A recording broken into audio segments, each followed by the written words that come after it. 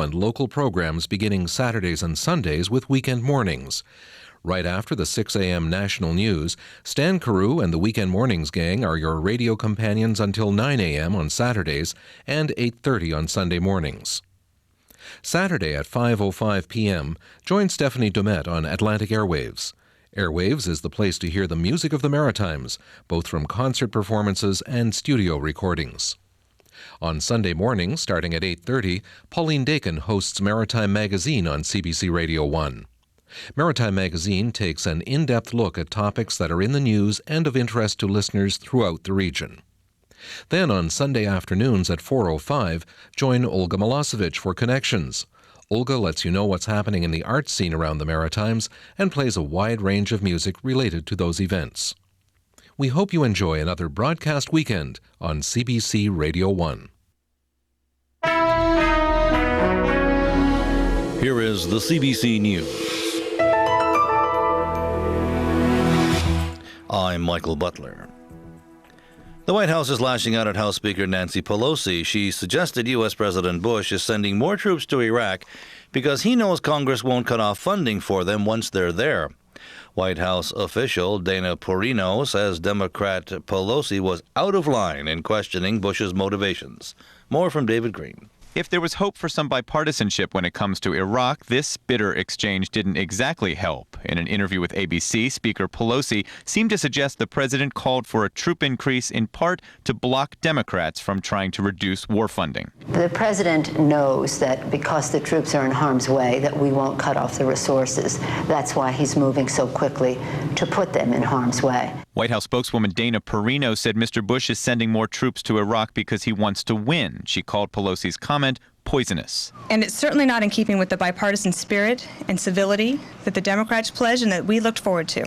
Perino was asked, wasn't her own angry response just adding to a rancorous tone? The spokeswoman insisted she has a right to defend the president. NPR's David Green was reporting from Washington.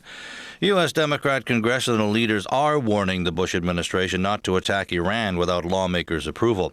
Senate Democratic leader Harry Reid tells the U.S. National Press Club that the president doesn't have the authority to launch such an attack.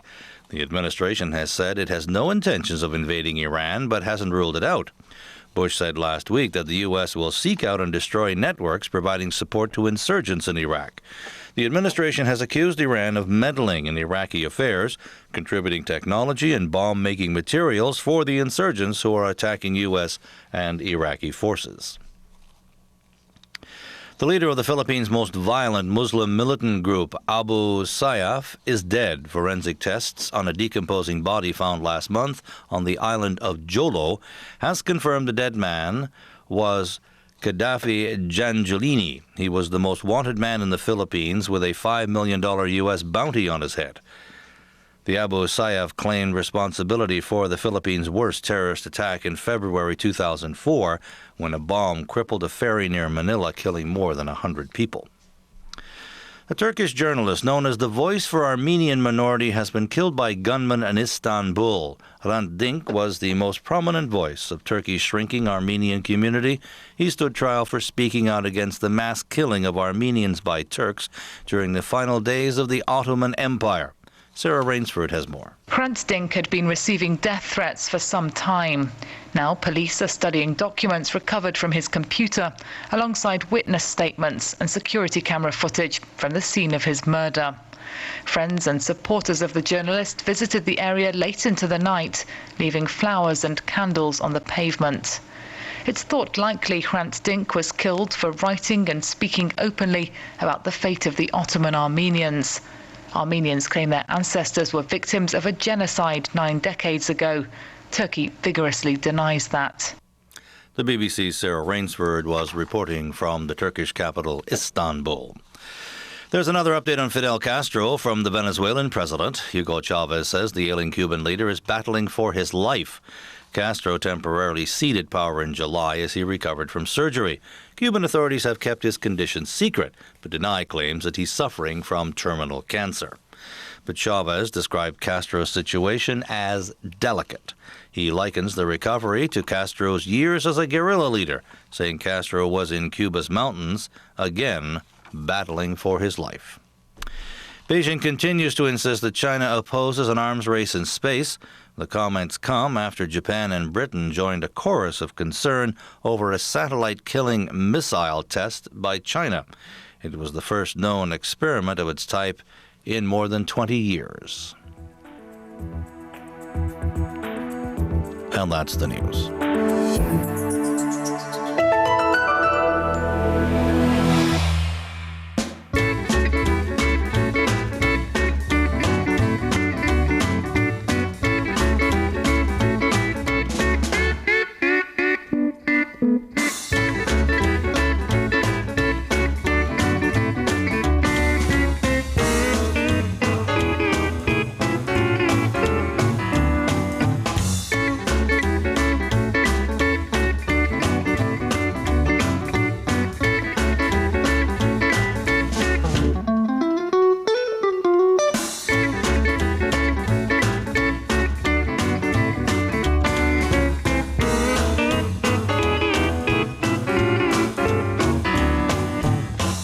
Good morning. It's time for Weekend Mornings on CBC Radio 1 in the Maritimes. It's Saturday, the 20th of January. I'm Stan Carew, along with Doug Barron. Good morning. And Duke the Studio Stallion.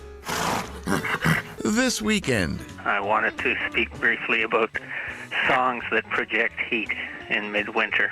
I love Hawaiian music. Just as my service dog and I were ready to go out the door, we heard an awful travesty. Somebody had the audacity to put Connie Francis on your cheese factory.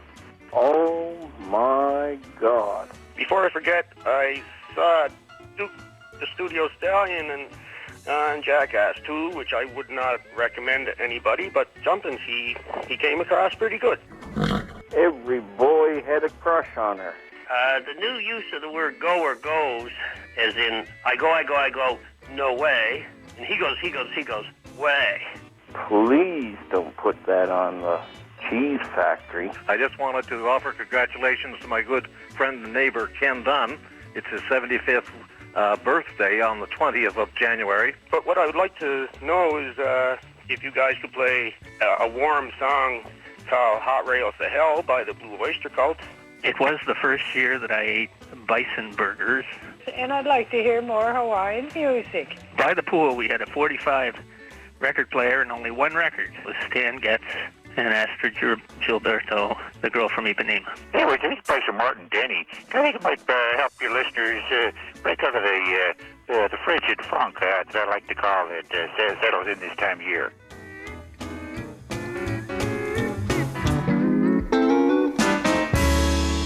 and the frigid funk will be back a little bit later on today. And tomorrow we'll check the weather and the sports scores in a few minutes.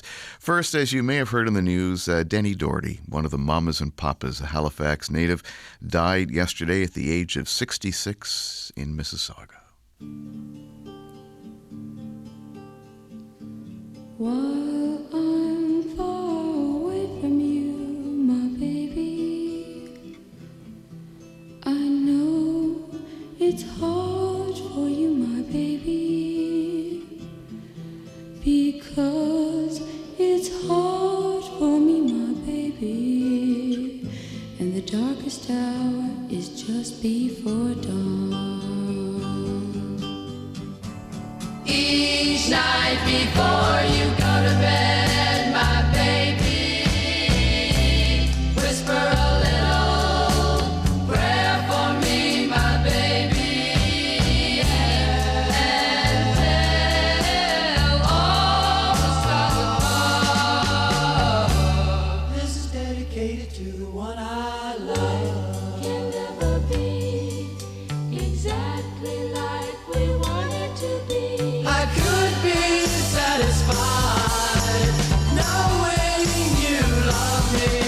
There's one thing I want you to do, especially for me, and it's something that everybody needs. While I'm far away from you, my baby, whisper a little prayer for me, my baby, because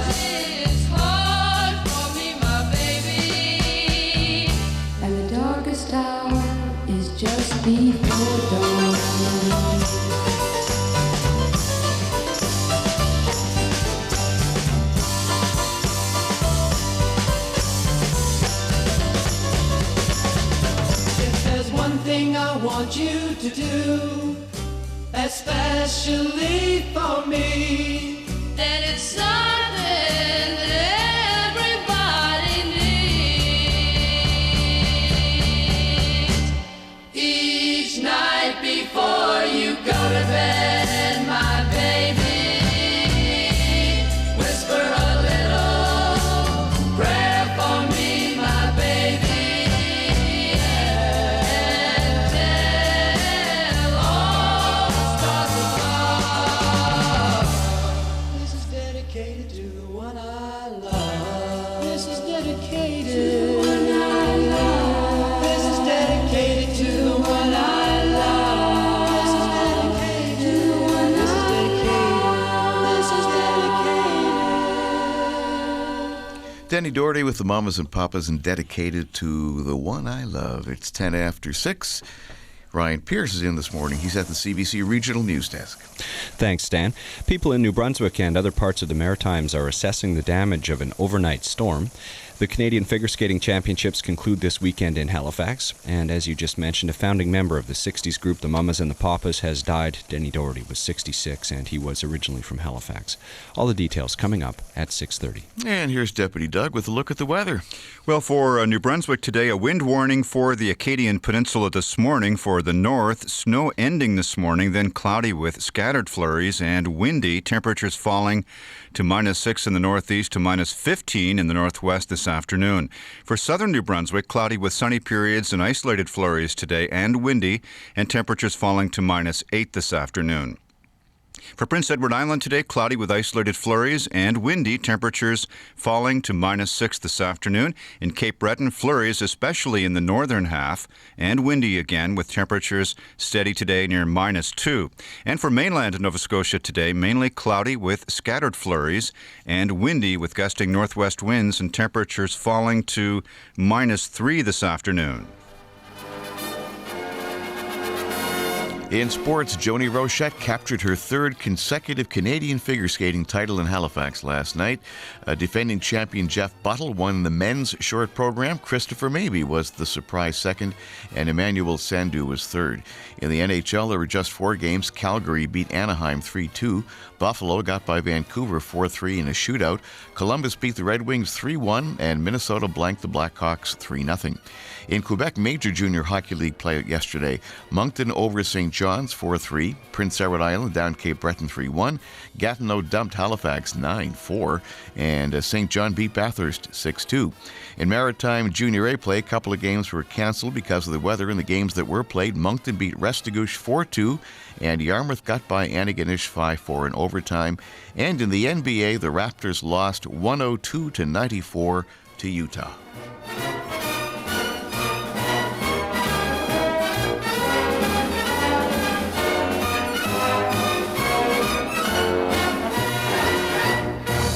Here's Susan Crow.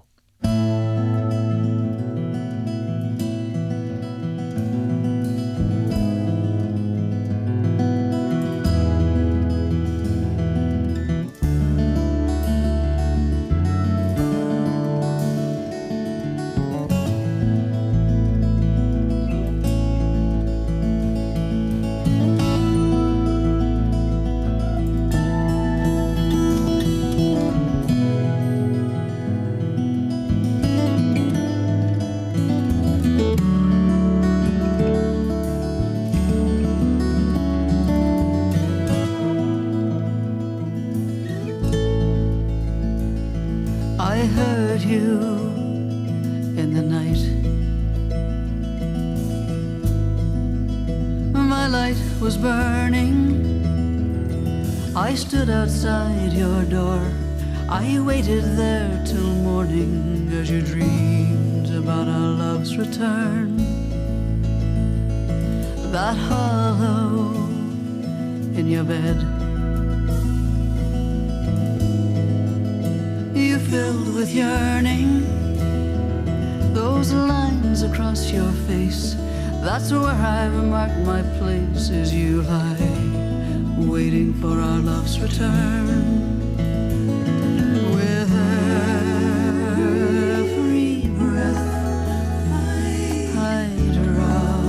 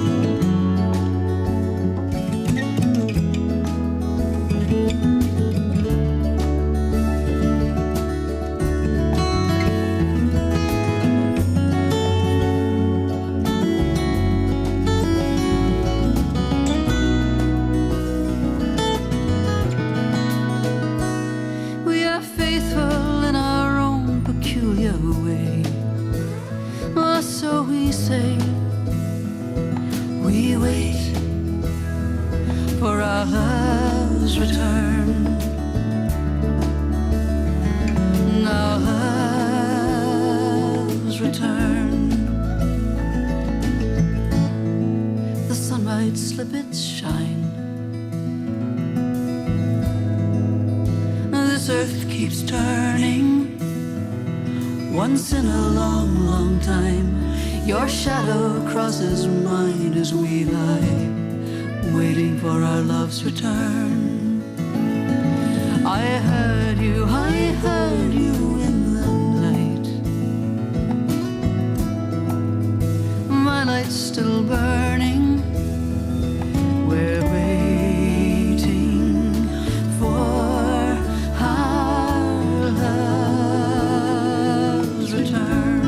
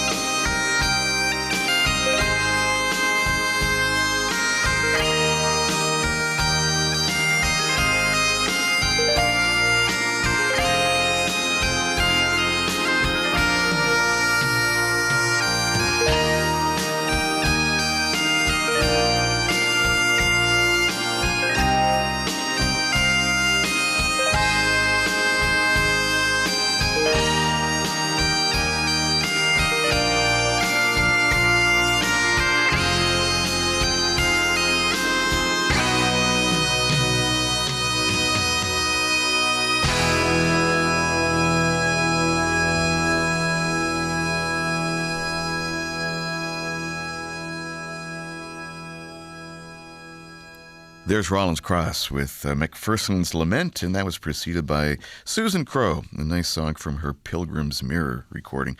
Our Love's Return. It's 21 minutes after 4 o'clock. I think, 4 o'clock? Where am I? Yes, I wish. 21 minutes after 6 o'clock in the morning. It's Saturday. It's Weekend Mornings on CBC Radio 1. Here's Fred McKenna and the Sing-Along Jubilee Gang. Now come all you young fellas of Prince Edward Island and listen to my song and I'll tell you the truth.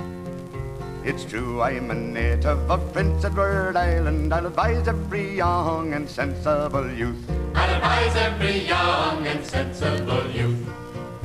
Now the boys on the island, they say they're not happy to work on the farm. They say it's no good. They talk foolish nonsense, they're rambunctious crazy to go off to Bangor and work in the woods. To go off to Bangor and work in the woods. When he reaches Bangor, he gets off at the station. Old woodsman gazes on him all with a keen eye. For they know by the clothes that the youngster is wearing, it's easily seen that he come from PEI. It's easily seen that he come from PEI. Now a lumberjack's life is a short duration, made up of tobacco, hard work and bad rum. But according to scripture there are a hereafter, and the worst of your days, boys, is yet got to come. And the worst of your days, boys, is yet got to come. So come all you young fellas who want to leave farming and go to the woods where you'll surely make harm. Come take my advice and give heed to my warning. Stay home on the island and work on the farm. Stay home on the island and work on the farm. Oh, yes, the boys of Prince Edward Island going down to Bangor to work in the woods. There's Freddie McKenna and the people from Sing-Along Jubilee. 23 minutes now after 6 o'clock. For the past 10 years, the Celtic Colours International Festival on Cape Breton Island has treated audiences to an amazing variety of traditional musicians from around the world. And this afternoon on Atlantic Airwaves, you can hear a couple of them. Hoggard and Horup from Denmark. Here's a little sample of what you're going to hear.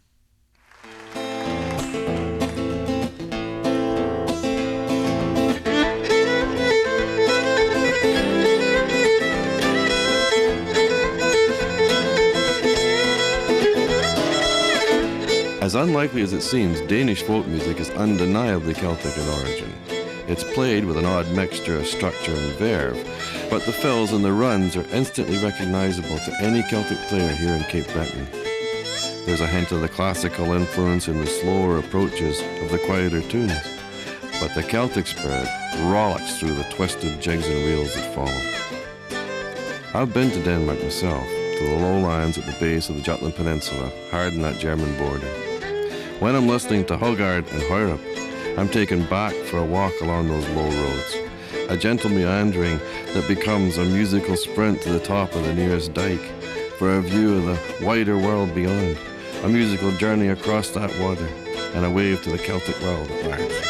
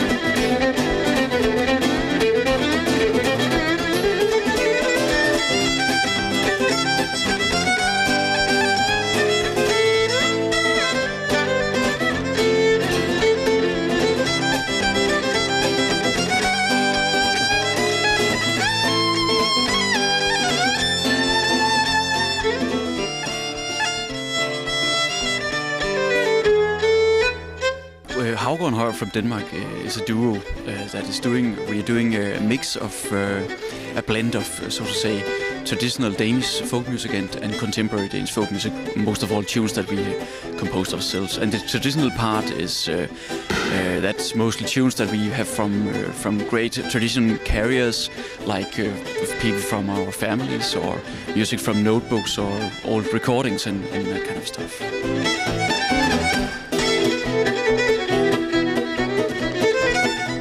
think what we did that is special compared to a lot of other very good folk musicians we have in Denmark is that we took the tradition a little away from the dance floor, from the wedding, from the party, and we took it on international stages.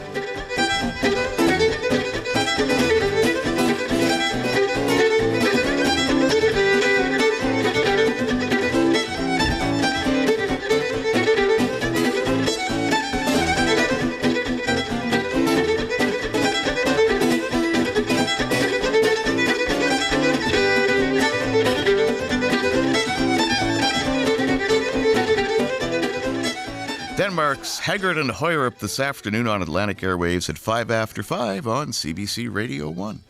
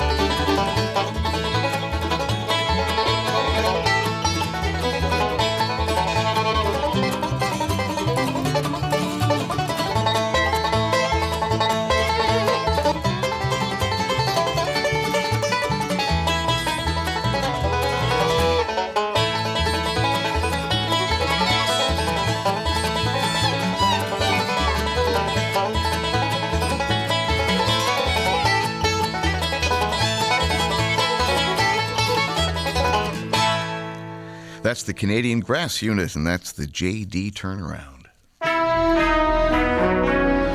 It's 6:30. Here's Ryan Pierce with the CBC News. Thanks, Stan. It was a challenging night for public works crews in Moncton. The combination of rain and snow clogged storm drains on several streets throughout the city. Traffic was down to one lane in many areas as crews struggled to find drainage grates under thick slush. There was also some flooding at the Causeway Traffic Circle. Police reported a number of minor accidents. The weather also affected air traffic. Several flights were delayed because of the weather. A rally at CFB Gagetown went ahead as planned yesterday. Defence Minister Gordon O'Connor was on hand to see the latest group of soldiers off to Afghanistan. More than 2,000 people attended the event. They held up red placards to form a giant maple leaf seen from the sky on a backdrop of fresh white snow. New Brunswick's Elbert County will become the home of a 25-turbine wind farm in 2008. NB Power signed a 25-year deal with TransAlta Corporation to buy 75 megawatts of electricity annually from the wind farm. In all, the farm will generate 220,000 megawatts of electricity each year. That's enough to power more than 13,000 homes. Toby Couture of the Conservation Council of New Brunswick welcomes the announcement. He hopes it leads NB Power to start phasing out other forms of generation. It's great to see that a wind development is actually taking place, but one of the things that New Brunswick should be looking at is trying to situate this in the context of removing our dirtier sources of energy. So this is a great initiative for clean energy generation, but New Brunswick also burns a lot of coal and a lot of other polluting sources that harm the health of New Brunswickers. So this could be framed as a strategy to start phasing out a lot of our dirtier forms of energy generation. The wind farm will be located in Kent Hills in Elbert County. There are now 3 candidates who want to lead the Liberal Party in Nova Scotia. 53-year-old Kenzie McKinnon is a Halifax lawyer who has run and lost in 3 previous elections. He joins Halifax MLA Diana Whalen and Mike Smith, who is mayor of Colchester County. Former Liberal Premier Russell McClellan is supporting McKinnon's run for the leadership. He says the struggling provincial party will be ready for an election any time after they get a new leader. I think that at any time after the Liberal leadership, the party would be in good shape. I think that you come out of a leadership convention buoyant and almost running. Yes, you're really charged, and that's a big asset going into an election. The Liberal Leadership Convention will be held in April. There is a lot of speculation about when an election will take place and how long the current minority government can continue. Denny Doherty of the famous 1960s singing group The Mamas and the Papas has died. The band is best remembered for songs that include California Dreaming, Monday Monday, and Dream a Little Dream of Me. Denny Doherty was born in Halifax and eventually returned to his hometown, where he produced a narrative version of the story of his band and its rise to fame, also called Dream a Little Dream. Former CBC radio producer John Dalton worked with Doherty and remembers the time fondly. Denny produced a play explaining just how that happened. He produced it at Neptune Theatre, and we, CBC Radio, recorded it. It was one of several times I got to work with Denny. And in the play, he was open and honest about his sudden rise to fame and all of the concerts and the Ed Sullivan shows and the wild times that went with that and the hundreds of thousands of dollars that were squandered away. But in spite of all that, Denny remained a gentleman. He was easy to work with. And he still had that wonderful tenor voice in later years, and he still loved his hometown of Halifax. Denny will be missed. Denny Doherty was 66 years old. And finally, organizers of the Canadian Figure Skating Championships in Halifax are hoping ticket sales pick up as the event concludes this weekend. Only about 60% of the tickets were sold for the weekday competitions that began on Monday. Yesterday, more than 4,000 people were at the Metro Centre for the men's short program. And that's the news.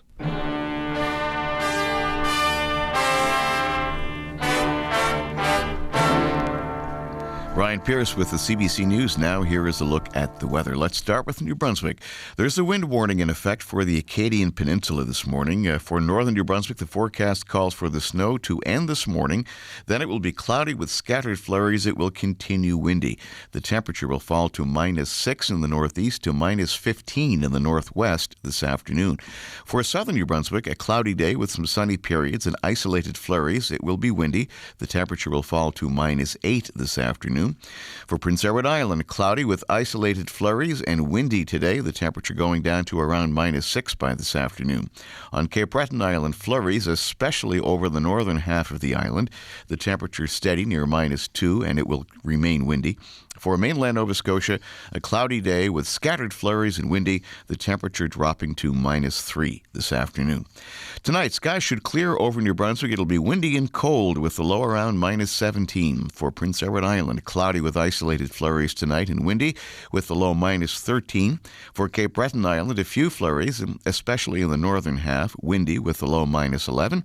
And for mainland Nova Scotia, a mainly cloudy night tonight, scattered flurries, especially where northwesterly winds blow on shore, remaining windy with the low around -14. On Sunday, New Brunswick will be sunny. It'll be windy with the high around -12. Clearing late in the morning tomorrow for Prince Edward Island and windy with the high around -12. For Cape Breton, cloudy with sunny periods on Sunday. Windy with the temperature steady near -5. Some flurries in the northern half tomorrow. And for the Nova Scotia mainland, a mix of sun and cloud on Sunday and windy with isolated flurries and a high around -10. Right now in Caracat, it's -6 degrees. The wind's gusting, though, to 80 kilometers an hour out of the west-southwest. That means the wind chill's -17. For Bathurst, it's -6. In Edmonton, -8. Fredericton is -5. Moncton's -6. It's -5 in the Miramichi. St. John's -5, St. Stephen is -6, but wind chills this morning across New Brunswick right now are anywhere from -12 to -18. Around Nova Scotia, a little bit of light snow here and there. Sydney's -1, Yarmouth is 0, it's 1 degree in Shelburne, Picto's -2, in Greenwood it's -4, -2 is the temperature here in Halifax, Lunenburg's -1, in Amherst it's -5, in Truro it's -4. On Prince Edward Island, Charlottetown, some light snow, winds gusting to around 55 kilometers an hour. The wind chill is -14, the temperature -5. In Summerside, it's -5 with a wind chill of -15. And in Maple Plains, the temperature is -5.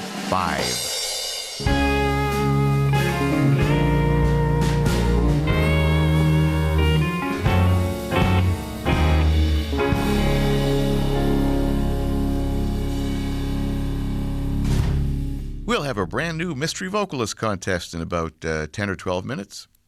Mystery vocalist number 1. Please, mister, can you help me try to find my baby's house? Number 2. She's a good girl. Number 3. Well, they got pretty gals in Albuquerque, at least that's what I've heard. And number 4. Who would have thought that I'd feel this bad this morning? A mystery vocalist contest for your listening pleasure coming up on weekend mornings. The number for that is 1-800-565-1940. We'll open the phone lines in about 10 or 12 minutes. Some songs to make you feel warm this morning. Here's one of them from Don Rondo from 1957. Where the deep blue pearly waters wash upon white silver sands, there on the brink of love I kissed her and obeyed our heart's command. Where the deep blue pearly waters wash upon white silver sands, we watch the sun set in the evening in a far and distant land. So here beneath sky's blue heaven, there's a place I must go. See the sun set in the evening with the only love I know. Where the deep blue pearly waters wash upon white silver sands, there on the brink of love I kissed her and obeyed our heart's command.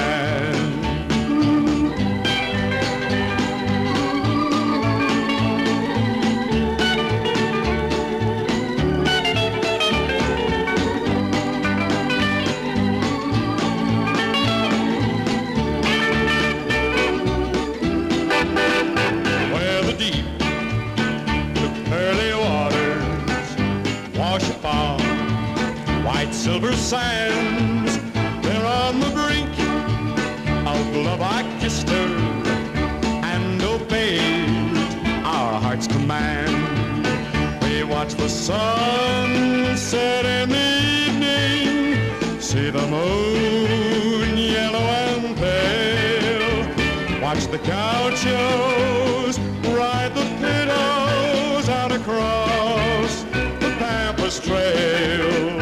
Where the deep blue pearly waters wash upon white silver sands, there on the brink of love I kissed her and obeyed our heart's command.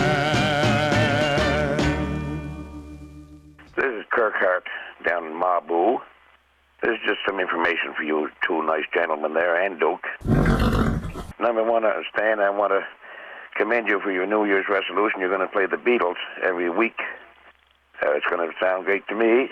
One of my favorites, the Beatles. I love their instrumental stuff, by the way. Well, I was thinking of one quick tune. I know they're all the music, but Scarborough Fair, Stan, that sounds like a good one sometime.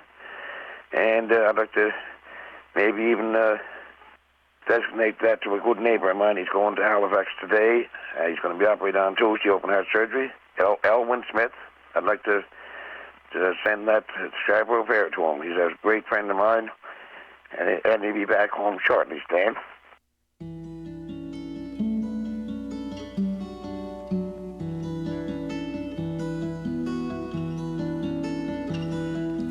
Are you going to Scarborough Fair?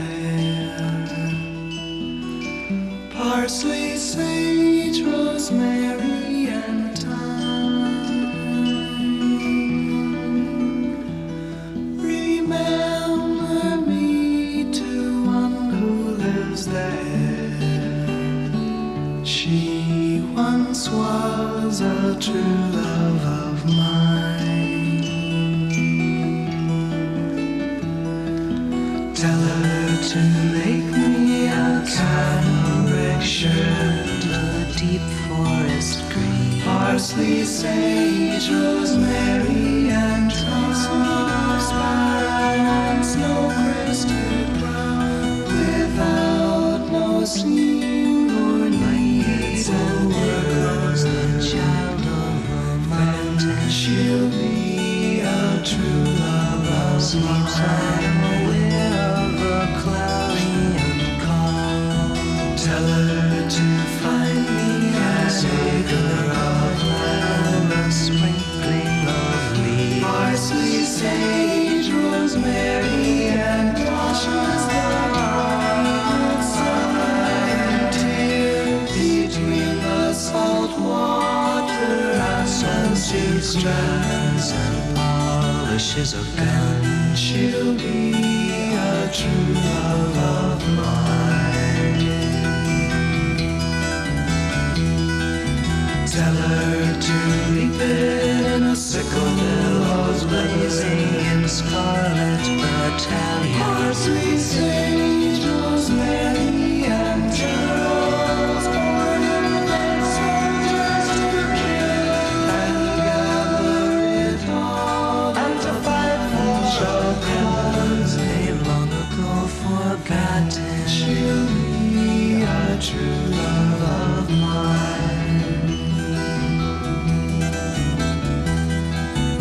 Are you going to Scarborough Fair?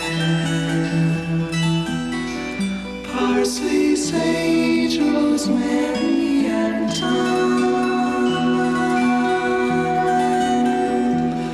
Remember me to one who lives there. She once was a true love of mine.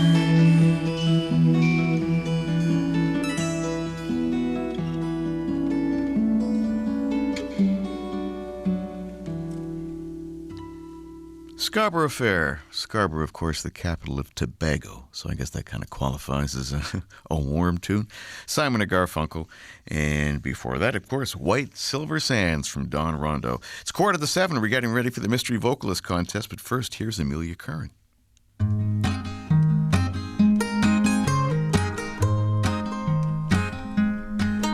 Oh, you won't find me in the arms of strangers, laughing and drinking like a big parader. I don't possess the mind to over matters of the money kind. Mine just scatters and you won't find me. No, you won't find me. Pick me up from my overcoat. I've been wearing that overcoat for 7 years. Long, long years. If something don't pick me, I'll disappear and you won't find me. No, you won't find me.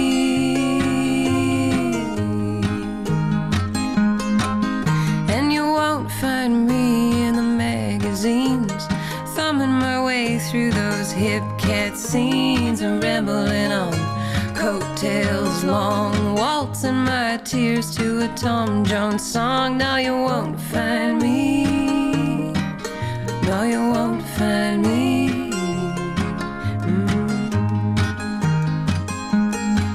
And that sun come up every day just to show me how it's done, I think. Oh, but I get things in my own way. When that sun goes away, I drink into the moon and the stars, all those names on the boulevard, where you won't find me.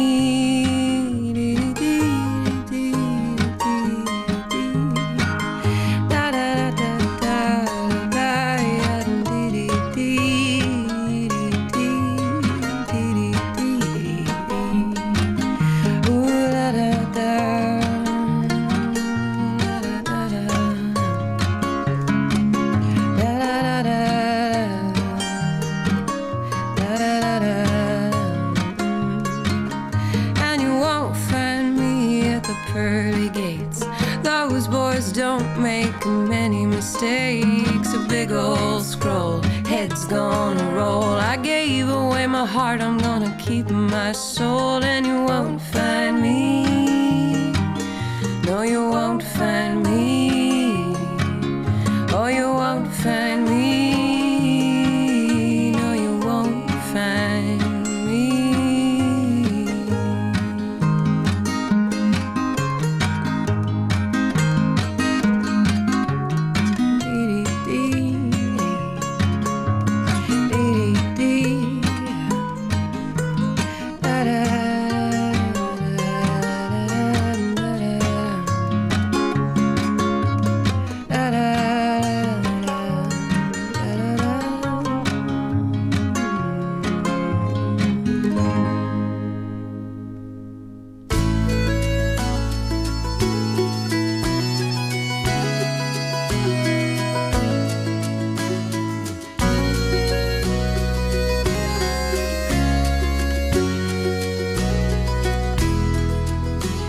The harbor lights are gleaming, and the evening's still and dark, and the seagulls are all dreaming seagull dreams on Amherst Rock, and the mist is slowly drifting as the storefront lights go dim, and the moon is gently lifting as the last ship's coming in.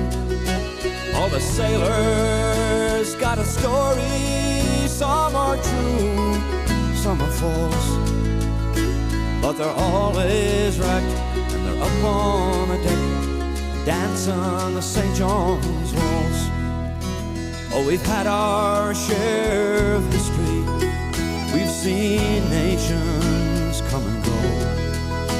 We've seen battles rage over land and stage 400 years or more, for glory or for freedom, or for country or for king, or for money or fame, but there are no names on the graves where men lie sleeping.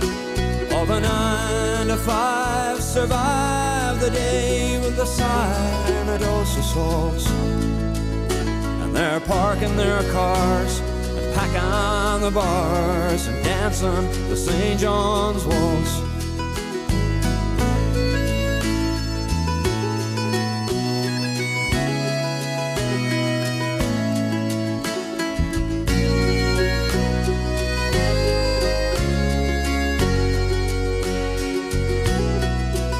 My heart is on the highway, and I'm sold on going to sea.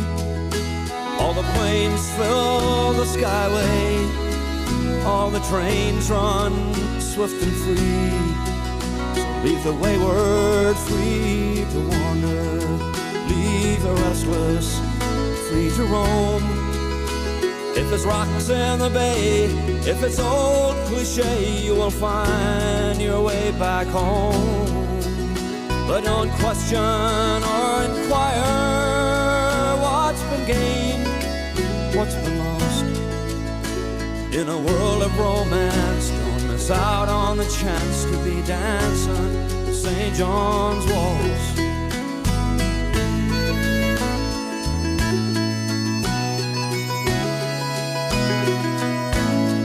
Yeah, but they're always right, and they're up on the deck and dancing the St. John's waltz. There's Ron Hines with the St. John's Waltz. That's for Gard Johnson, who emailed us this week to let us know that he's entered the 21st century. He now has a computer and he's on email. So there you go, Gard. There's Ron Hines, one of your mother's favorite tunes. It's 8 minutes now before 7.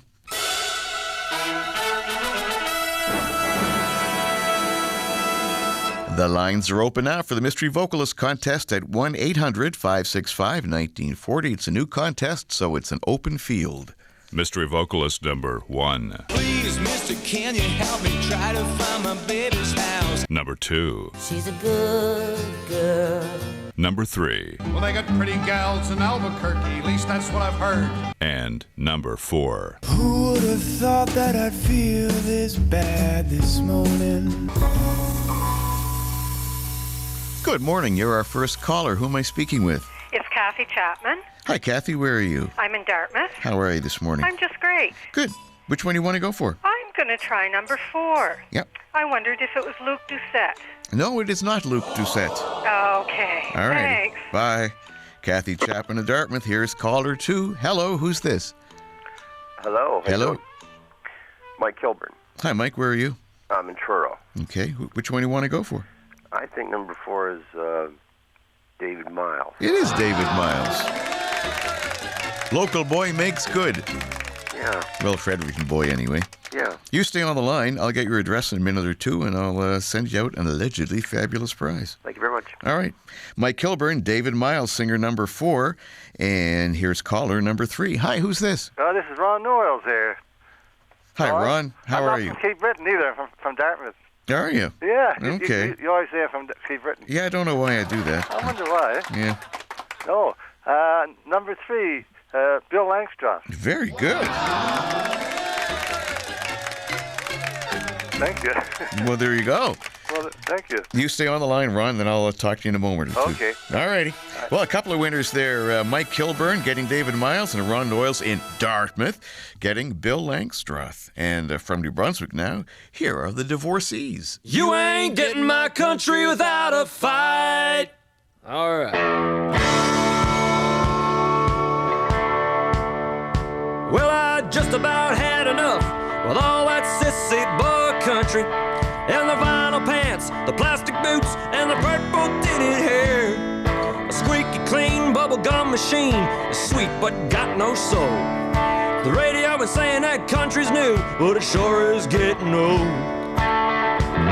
Well, I just about had enough with all that sissy boy country, singing about their mamas and the hometowns every show. You know that I believe if I thought that they were here. Don't you know a puppet ain't got parents or a home? You put a fiddle in a pop song, call it country. Banjo and a rock song just ain't right. Set up all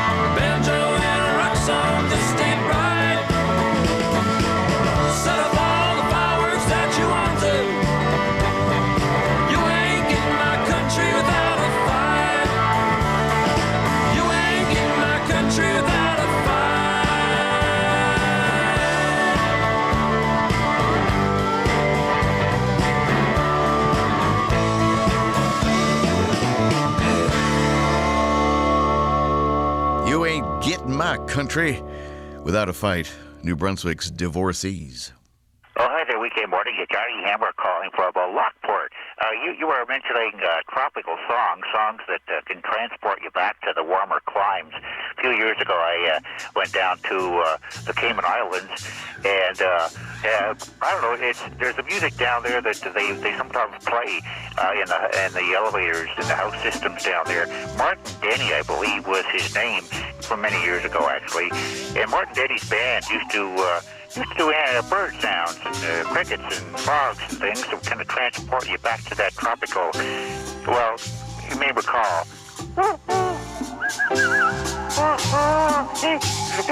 That kind of thing. Anyway, this place of Martin Denny, I think it might help your listeners think of the frigid funk that I like to call it, settled in this time of year. But bye-bye.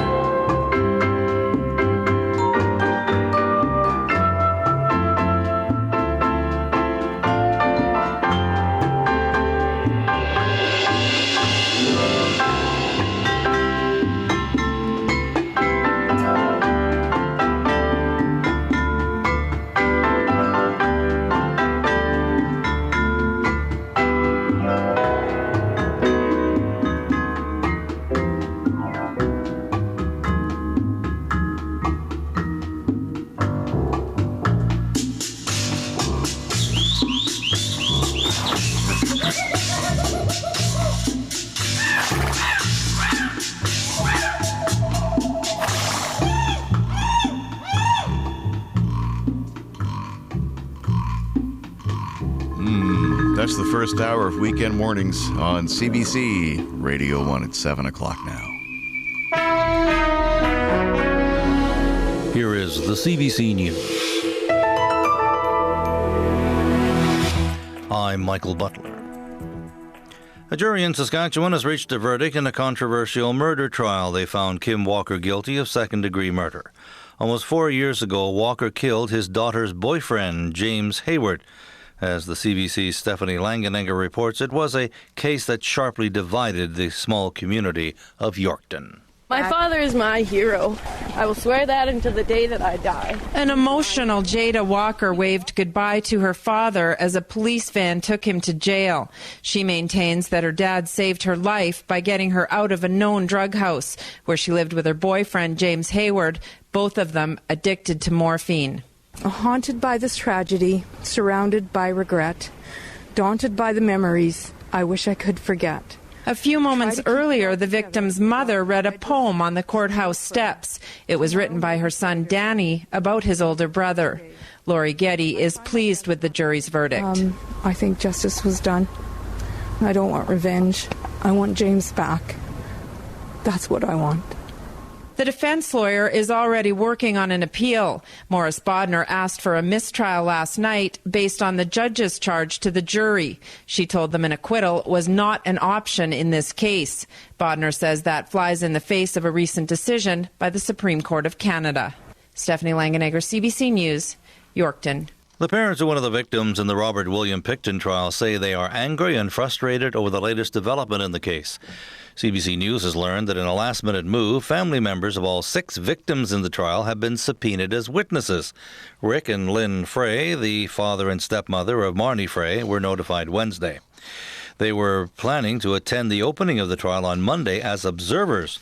Rick Frey says he's been told that witnesses cannot sit in the courtroom prior to giving their evidence. It's 5 grueling years that we've been going through this, and it weighs on you. There's just everything seems to be getting you, and this is just another little, I don't know, I'd call it a slap in the face to say this. Lynn Frey says she needs to hear all the testimony to understand what happened to her stepdaughter. She hopes the judge will make some kind of exception to the rules about the witnesses. Foreign Affairs Minister Peter MacKay has met with the Palestinian President Mahmoud Abbas in Amman, Jordan. During the meeting, Abbas again rejected Israel's proposal for a transitional Palestinian state with temporary borders. Before the meeting, a top Abbas aide said there wasn't much writing in the talks because Canada has very little influence in the region. The aide pointed to Ottawa's decision to cut aid to the Palestinian Authority after the militant Hamas movement won last year's election. The Palestinian news agency reports MacKay announced that Canada would contribute $1.2 million to the building of the Mutar Crossing, a major point of trade for goods entering and leaving Gaza. Next up for MacKay on his 5-day Middle East trip is Israel, where he'll meet tomorrow with the foreign minister. Prime Minister Stephen Harper has unveiled a plan for renewable energy. It's a $1.5 billion subsidy for wind power, solar and geothermal energy projects. The plan was initiated by the Liberals shortly before they lost power. The Harper government reviewed it and decided to go ahead. The Prime Minister spoke earlier today in Victoria. Simply put, the purpose of Eco-Energy Renewable Initiative is to use our environment to protect our environment. Cleaner air, lower greenhouse gas emissions, and a brighter future for a greener and healthier Canada. Another plank in the Conservatives' eco-energy policy will be unveiled sometime this weekend.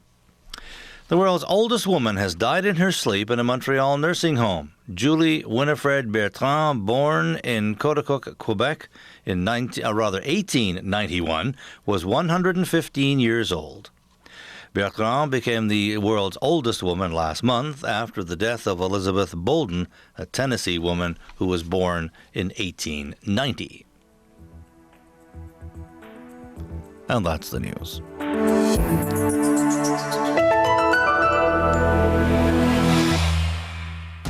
Welcome back to Weekend Mornings on CBC Radio 1. And the rain beats on my roof, and it does not ask for proof. It's not that lovers are unkind. She always said there'd come a time when one would leave and one stay behind. We both knew people sometimes change, and lovers sometimes rearrange, and nothing's quite as sure as change. And the rain beats on my roof, look through my window, to the street below. See the people hurrying by, with someone to meet, someplace to go. And I know I should let go. She always said I'm not like you. When love is dead, for me it's through. And I will find and love someone new, and I will love somebody new. Look through my window, to the street below. See the people hurrying by, with someone to meet, someplace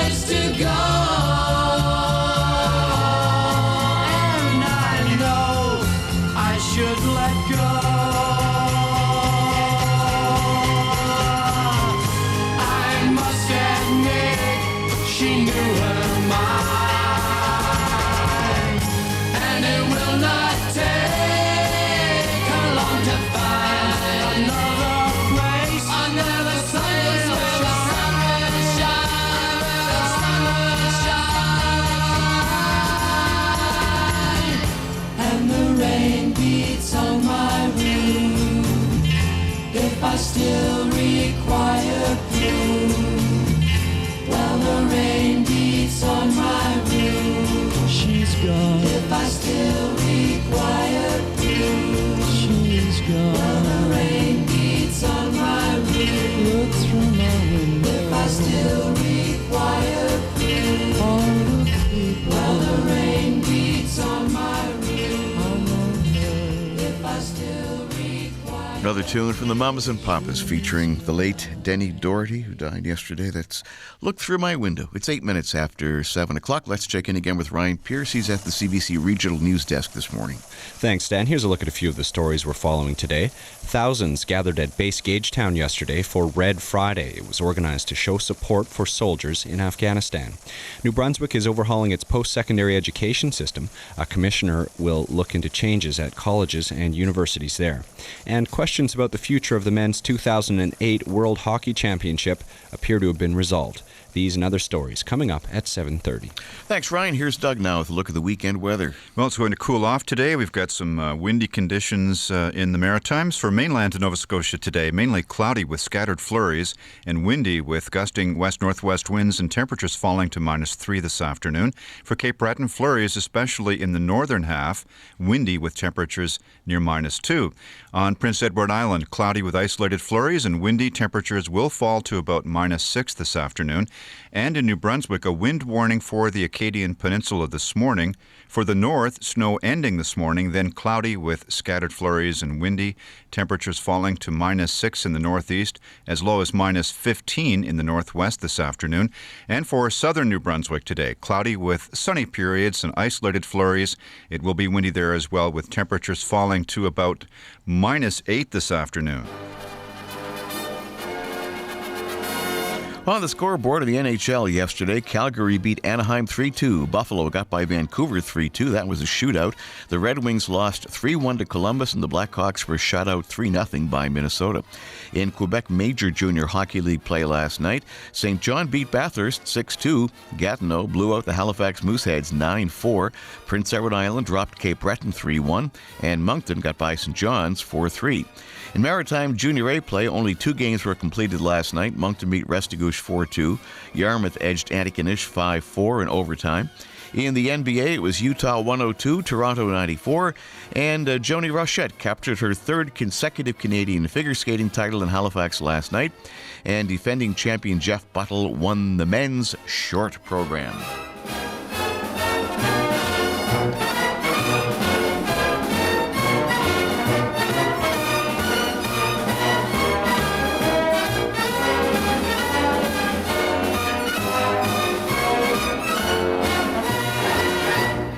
It's 10 after 7. Here's J.P. Cormier. I was up and gone before the sun. In darkness I had made my living, but it seems that now my race is run. An empty handshake I was given now that the work is done. If my dad could only see us now and the empty minds we worked before, he'd find a way to live somehow, but he'd kick somebody's arse for sure. Now that the work is done, where have all the seasons gone? Buried by coal dust and clay. Where have all the reasons gone? The wind has blown them away. So it's westward now, Ontario. A different tune, a different song, to a place where concrete flowers grow, in a world where you never will belong. Now that the work is done, and I look into my children's eyes. Cape Breton's gone, there's only city, and I'll ne'er again be underground until the day that I am buried. Now that the work is done, where have all the seasons gone? Buried by coal dust and clay. Where have all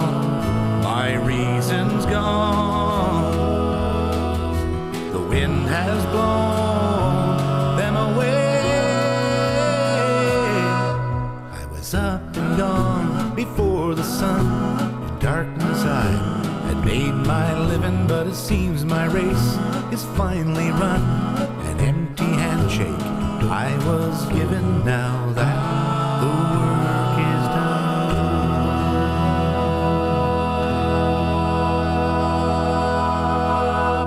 J.P. Cormier, now that the work is done. It's 13 minutes after 7 o'clock. I think it's time to head somewhere warm.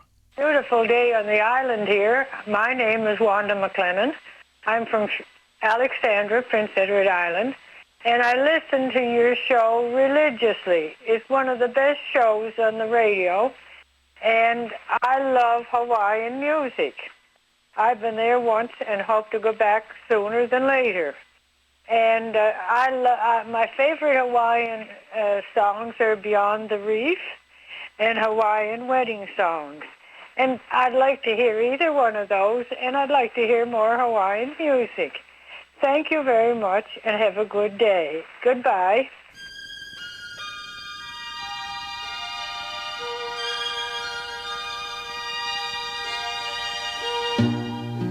This is the moment I've waited for. I can hear my heart singing. Soon bells will be ringing. This is the moment of sweet aloha. I will love you longer than forever. Promise me that you will leave me never. Here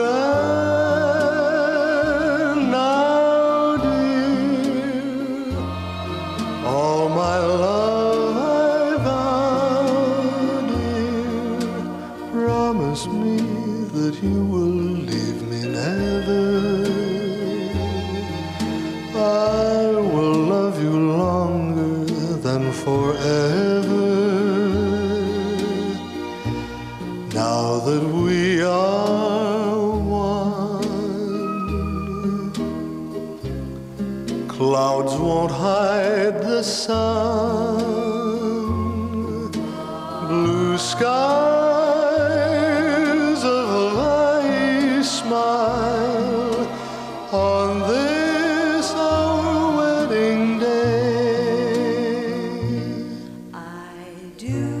I do love you with all my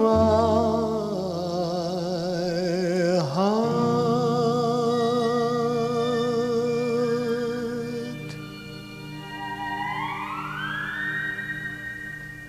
Andy Williams with the Hawaiian wedding song, and that's for Wanda McLennan of Prince Edward Island. It's 16 minutes now after 7 o'clock. We had lots of response over the last couple of weeks to our language file. And Fred Hill emailed me this week to say that I was interested in the comments about by and large and its nautical origins. Someone called in wondering, where did the term by and large come from? And apparently it's a sailing term, meaning that, you can sail to almost any wind, so by and large covers pretty much everything.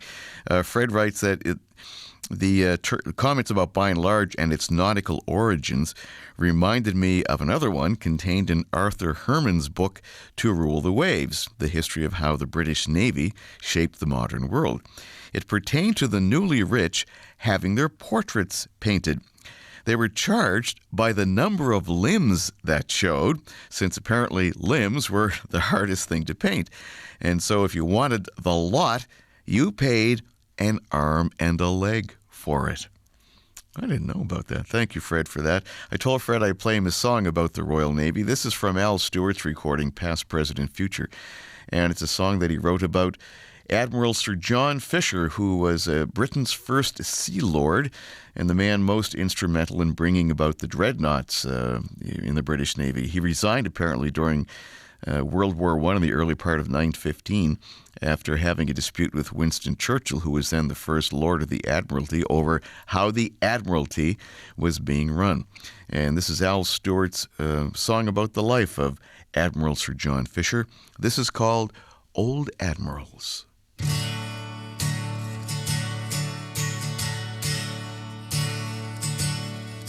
I can well recall the first time I ever put to sea was on the old Calcutta in 1853.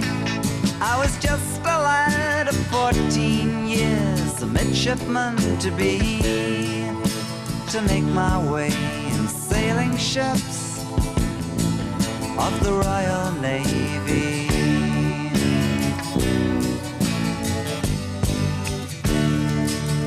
By the time that I was 21, I sailed the world around, weathered storms in the China seas with the hatches battened down, made my way by starlight up the coast of Newfoundland, and dined on beer and herrings while the waves blew all around.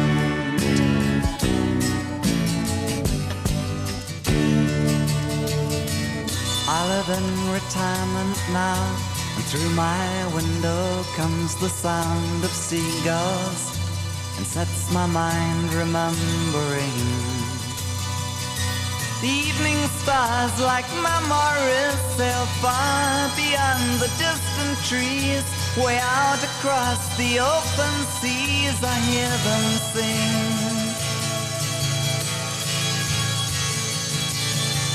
All the wooden ships, they turn to iron, and the iron ships to steel shed their sails like autumn leaves with the turning of the wheel.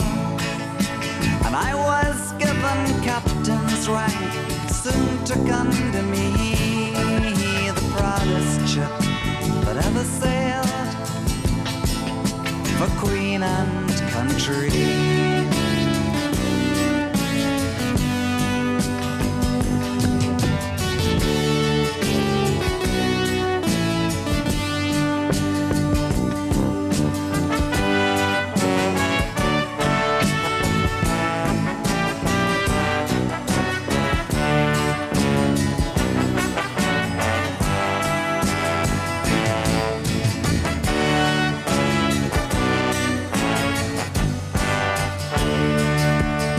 The old queen, she passed away with the newborn century, and I received my calling up to the Admiralty. Sands ran through the hourglass each day more rapidly as we watched the growing of the fleets of High Germany.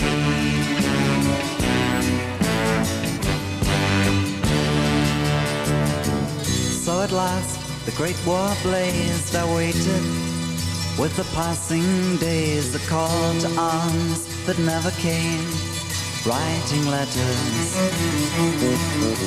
I may be old now in your eyes, but all my years have made me wise.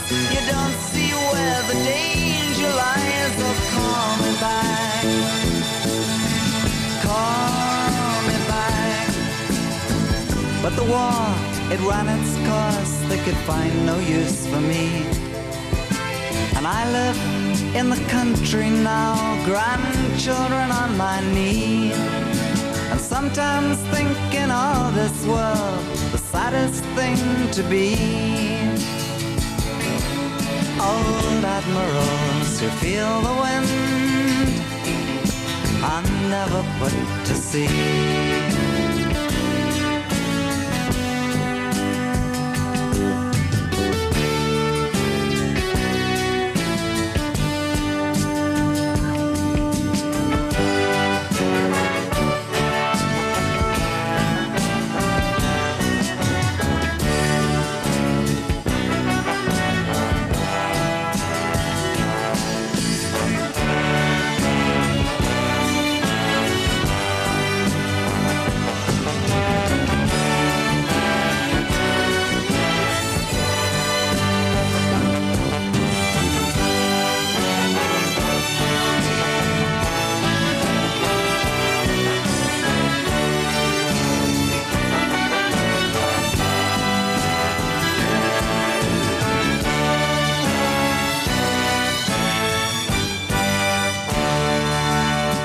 just like you, I've sailed my dreams like ships across the sea. And some of them, they've come on rocks and some faced mutiny. When they're sunken one by one, I'll join that company. Old admirals who feel the wind and never put to sea.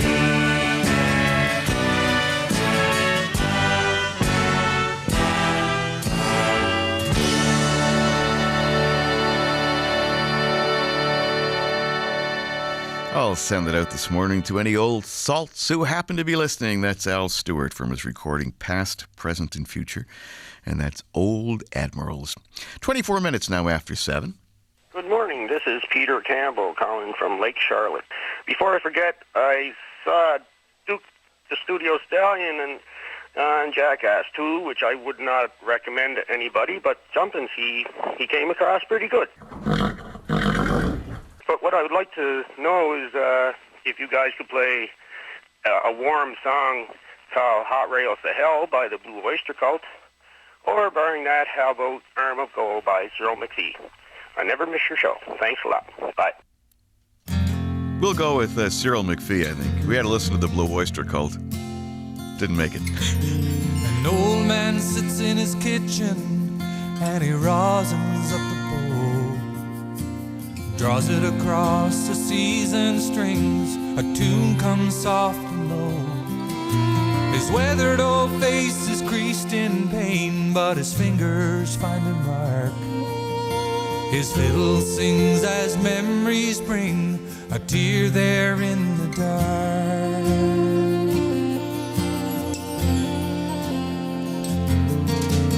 Memories of days gone by, some of happy, some of sad. A slow air rings out through the night that he played once as a lad. Every bounce of his bow sheds another year as his youth returns once more. For his music takes him far away from a hard life on Brador. He played came from deep within as he fiddled the night away. The old man bowed with an arm of gold, and he touched you when he played.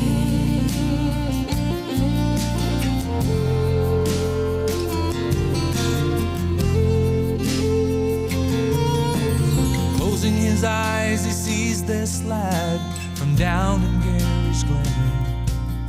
With fiddle in hand, a hunger burns. He wants to play like him. With each new day, a lesson learned, a new tune takes a hold. The old man sees what we can't see. This boy has an arm of gold. The music he played came from deep within as he fiddled the night away. The old man bowed with an arm of gold, and he touched you when he played.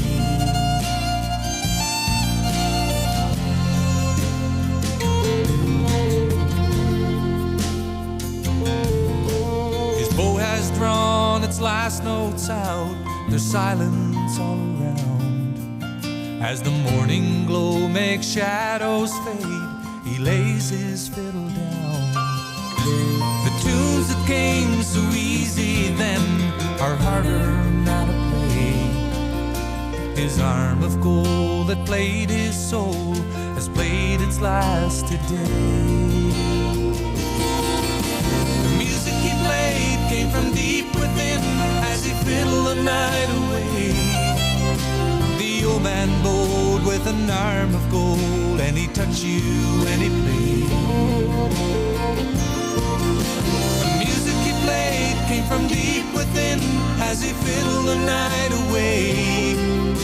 The old man bowed with an arm of gold, and he touched you when he played.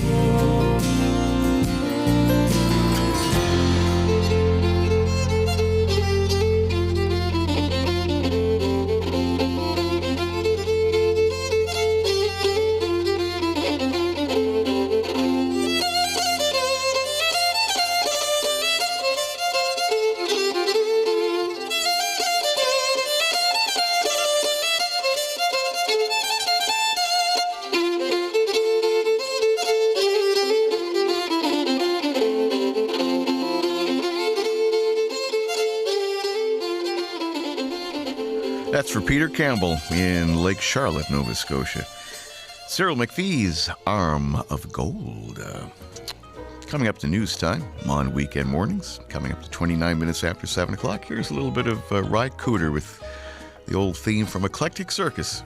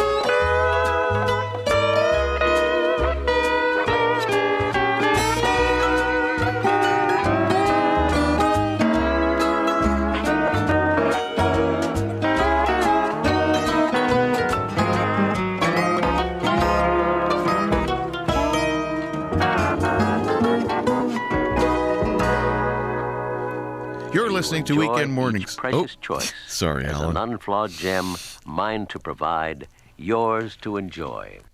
Sorry, gosh, I stepped all over Alan McPhee. I apologize for that. It's Weekend Mornings, CBC Radio 1. 7:30 now. Here's Ryan Pierce with the CBC News. Thanks, Stan. In the news, thousands of people turned out at base Gagetown yesterday for Red Friday.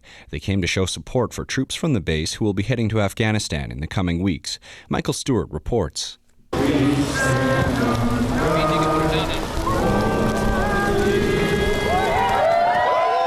Several thousand people stand in a soccer field. They're arranged as the borders and maple leaf of the Canadian flag. Each has a red cardboard square. And when those squares are all held up, they contrast with the falling snow and form the largest ever human version of the national flag. That flag and the turnout means a lot to Captain Neil Whitman. He's leaving January 31st as part of the maritime contingent to Afghanistan. It's really nice to have, I guess, just the community behind you when we're going off on something like this. It feels good to know that people support the mission and the troops. For civilian Don Cook, the support goes beyond the soldiers bound for Afghanistan. Not only the heroes that are overseas, but the heroes that are home as well. Canada's top soldier likes that sentiment.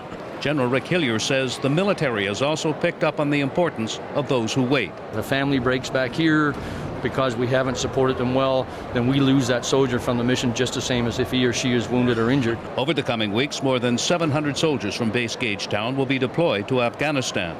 Others as part of the rotation include 300 from Nova Scotia and about a dozen from PEI.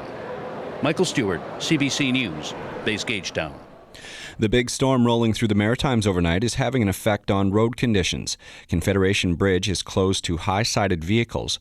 That restriction on trailers, RVs, and buses will continue until winds die down. We had a report as well from Prince Edward Island that blowing snow in Prince County is making for poor visibility. Also in Nova Scotia, the Department of Transportation is warning of slippery patches along the 103 highway. On the 104 from Truro to the New Brunswick border, watch for icy conditions and blowing snow. And in New Brunswick, Route 2 from Fredericton to Moncton is very slippery with accumulating snow. The Department of Transportation says there is fair visibility. Route 3 to St. Stephen, slippery and snow-covered. Route 15, Moncton to Shediac, snow-packed and still accumulating. Pretty well everywhere in New Brunswick, covered in snow and slippery. In other news, a Cape Breton woman has been ordered to pay back the $18,000 she stole from some businesses in the Glace Bay area. 31-year-old Sherry Lynn McIntyre used her mother's name to secure lines of credit at local businesses. She used that credit to buy items, including electronics and furniture, which she did not pay for. Last week, she pleaded guilty to 7 counts of fraud. She's been placed on probation for 2 years, and she'll have to pay back the thousands she stole from the 5 businesses. McIntyre says she was addicted to alcohol and prescription medications, and that fueled her bad behavior at the time. It's taken nearly half a century, but New Brunswick is finally planning to overhaul its post-secondary education system. Premier Sean Graham announced yesterday that a commission will review colleges and universities.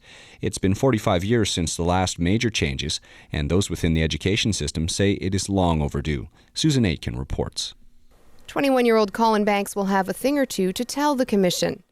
Accessibility to university and post-secondary education in this province is abysmal at the moment. So the St. Thomas University student and vice president of the Provincial Student Association says yesterday's announcement could be good news for students. So soon in the new government's mandate that they've followed through on this, we're very encouraged. But for Banks, seeing 2 PhDs in the commissioners' chairs is a bit of a letdown. There isn't any youth representation whatsoever on it. The president of the University of New Brunswick says the choices were first class.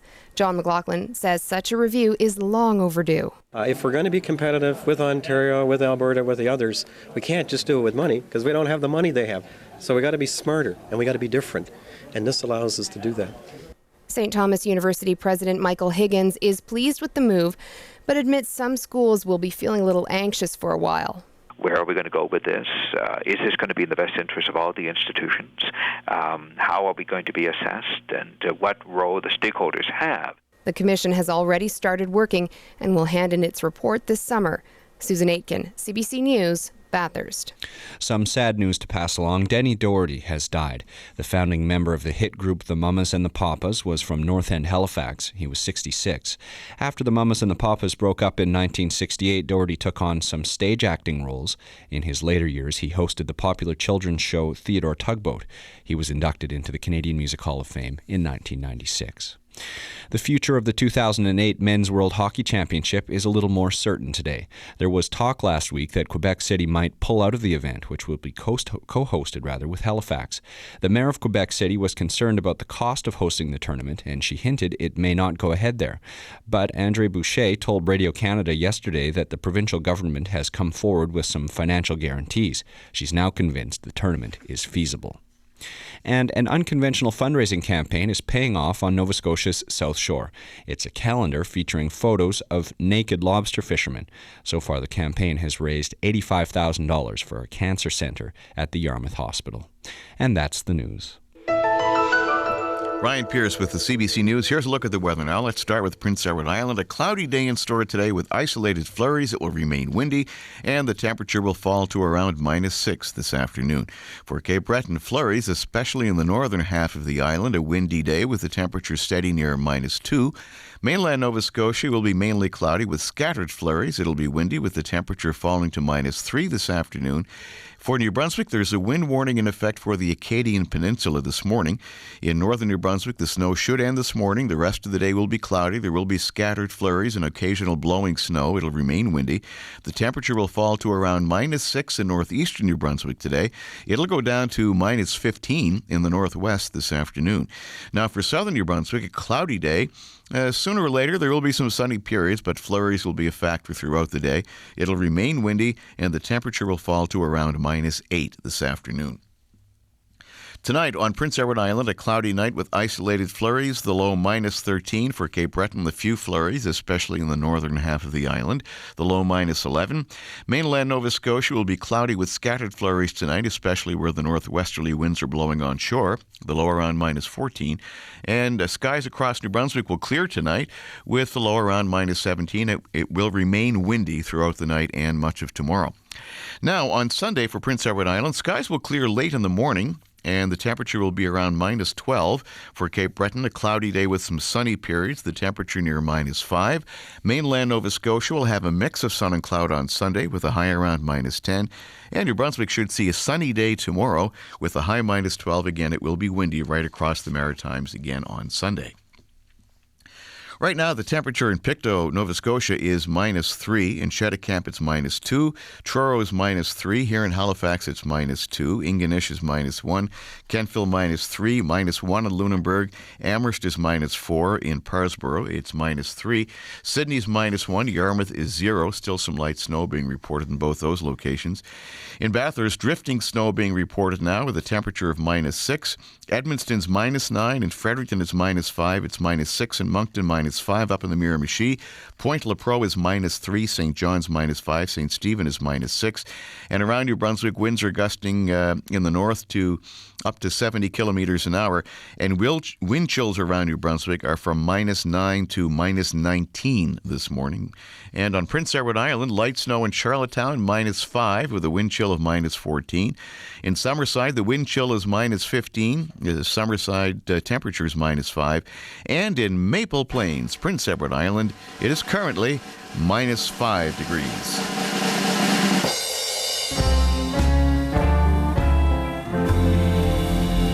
It's going to be awesome. That's right, young lady. The rest of this program is going to be awesome this morning. I can just promise you that. We've been playing some songs that will make you feel a little bit warm this morning. Here's another one.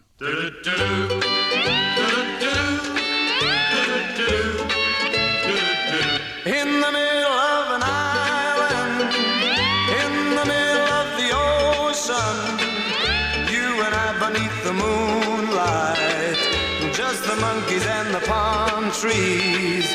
In the middle of an island, plenty time to do some kissing, plenty time for lots of loving. I'm walking barefoot in the sand, though there's no island at all, just a picture on my wall. My darling, how I wish we could be in the middle of an island, in the middle of the ocean, you and I forever, darling, in a paradise for two. Paradise for two.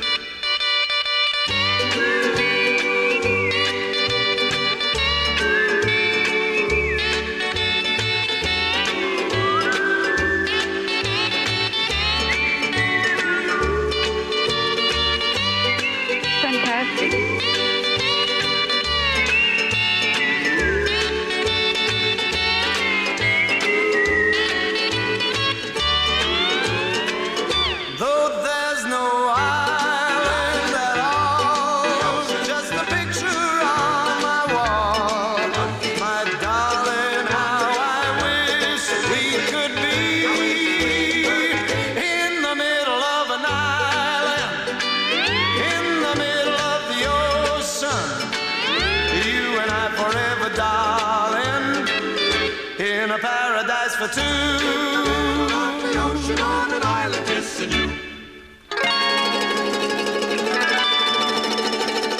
Tony Bennett, big hit for him 50 years ago, believe it or not. 1957 was the year for that one. In the middle of an island.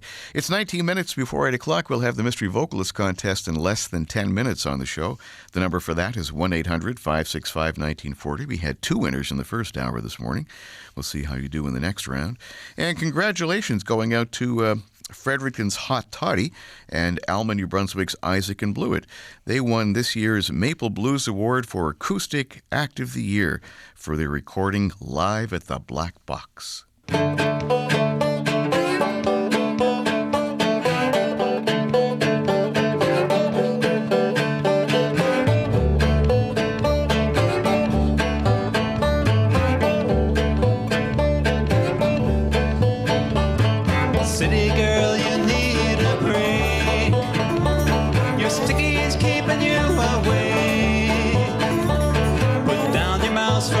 Sake, and come on down to the country.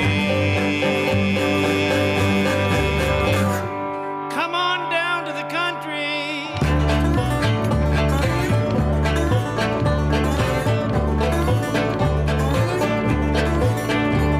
This space a dream, there's room to fly.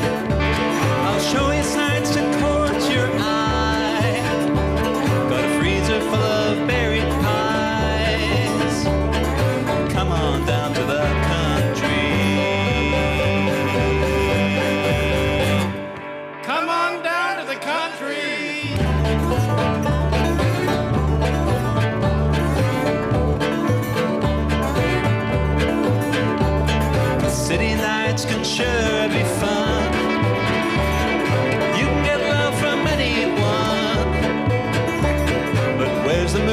setting sun. Come on down to the country. That's right. Come on down to the country. The earth is deep, your herbs will grow. You won't find that in the city, you know. It'll do you good to work up for. Come on down to the country. Come on down to the country. Play a little guitar.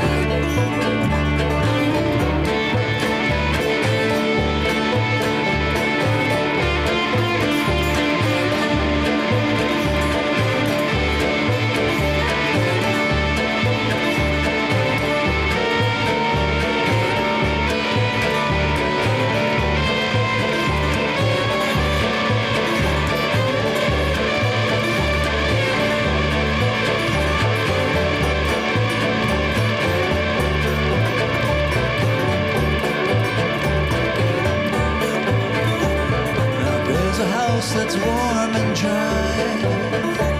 Now there's a view with an open sky. There's fresh eggs and ham to fry. Come on down to the country. Come on down to the country. A little faith is all it takes. Come with me for goodness sake. I could help you pack your crates and come on down to the country. Come on down to the country. There you have it. Come on down to the country. Hot Toddy with Isaac and Blewett from their recording live at the Black Box, which got them a Maple Blues Award in Canada for that recording, which is kind of nice. It's 7:45. Happy birthday to you. Well, first up, I'd like to say happy birthday to my big sister, Margaret, who's celebrating today. It starts with a 6. I won't continue with this. This is Linda Stevens from Foxbrook Road in New Glasgow area. Saturday on the 20th is my husband's birthday. Happy birthday to you. This comes from his wife, Linda, his daughter, Catherine, and his son, Sean. Happy birthday to you. Hi guys, Kevin Archwood calling in Furl. I just wanted to make a request that on January 20th, my brother Ron, who lives in Belleville, Ontario, will be 43. And also Robert Just, who many of you know from many visits, or a couple of visits he's had at CBC, is also going to be 63 on January 20th. I'd like to dedicate a song or two to them. Whatever you have is sufficient. And keep up the good work. Good morning. This is Lloyd Allaby from Woodstock, New Brunswick. I just wanted to offer congratulations to my good friend and neighbor, Ken Dunn. It's his 75th birthday on the 20th of January. And he's been taking up the guitar this past year and doing a really good job with it. So I think some guitar-picking player would really set him off and be a good for him on his birthday. Hi, Stan and Doug. This is June Trenham from Dartmouth.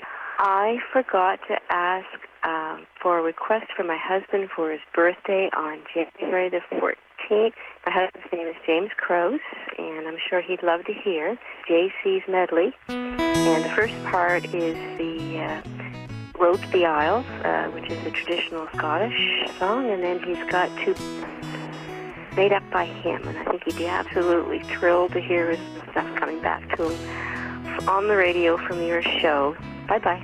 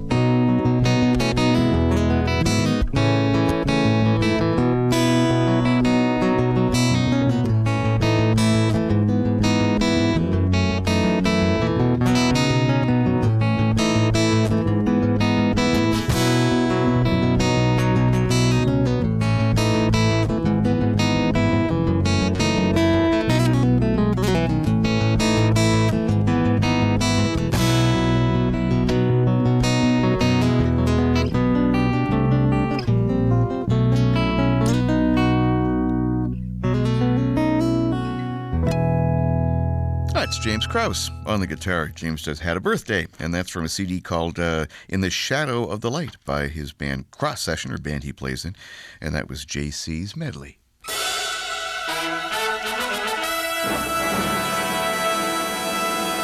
8 before 8 o'clock Saturday morning. This is Weekend Mornings on CBC Radio 1. It's time for the Mystery Vocalist Contest. In the first hour of the show this morning, we had two winners. Mike Kilburn in Truro knew that David Miles was singer number 4, and Ron Noyles in Dartmouth got Bill Langstroth from Sing Along Jubilee as Mystery Vocalist number 3. So it's number 1 and number 2 we're looking for, and the number to call is 1-800-565-1940. Mystery Vocalist number 1. Please, mister, can you help me try to find my baby's house? Number 2. She's a good girl. Number 3. Well, they got pretty gals in Albuquerque, at least that's what I've heard. And number 4. Who would have thought that I'd feel this bad this morning? Good morning. You're our first caller this hour. Who am I speaking with? Good morning. My name's Monica Ebsery, and I'm in Dartmouth. Hi, Monica. How are you? Great. Which one do you want to go for? I'm hoping number 2 is Stevie Nicks. It certainly is. Great. We thought she'd go first this morning, but... I did too. Yep. Well, you got through. This is your first time getting through, isn't it? Just, it's my second, actually. Oh, okay. Sorry. Well, you're a winner. I'll send you out a CD this week, and if you stay on the line, I'll get your address in a minute or two. Thank you very much. Okay. Congratulations, Monica. Have a great weekend. You too. Monica Ebsery getting Stevie Nicks, so it's just down to Mystery Vocalist number 1 now. Hello, caller 2. Who's this? Hello. Someone else who knew it was Stevie Nicks and bailed on us. Hi, who's this? Good morning. It's Howard Lebilwa in St. John, New Brunswick. Howard, how are you this morning? Very, very well. Do you know who singer number 1 is? Yeah, I think it's Joe Jackson. It is Joe Jackson. All right. Yoo-hoo! Well, yeah, that was a quick and that contest didn't last too long. Okay, back to the drawing board for us, but congratulations to you, Howard. I'll get your address in just a moment, and I'll send you out a CD this week. Super. Okay, well, 2 winners, and that wraps up the Mystery Vocalist Contest. Joe Jackson, Stevie Nicks, Bill Langstroth, and David Miles. We'll have another one for you next hour. Mystery Vocalist number 1. Gray skies are gonna clear up. Number 2. Put on a happy face.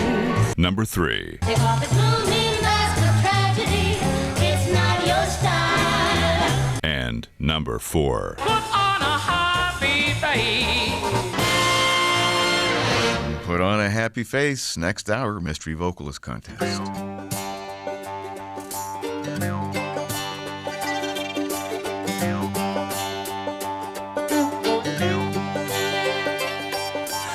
I pulled into Nazareth, was feeling about a half past dead. I just need some place where I could lay my head. Hey, mister, can you tell me where a man might find a bed? He just grinned and shook my hand. No, was all he said. Take a load off Fanny, take a load for free. Take a load off Fanny, and you put the load right on me.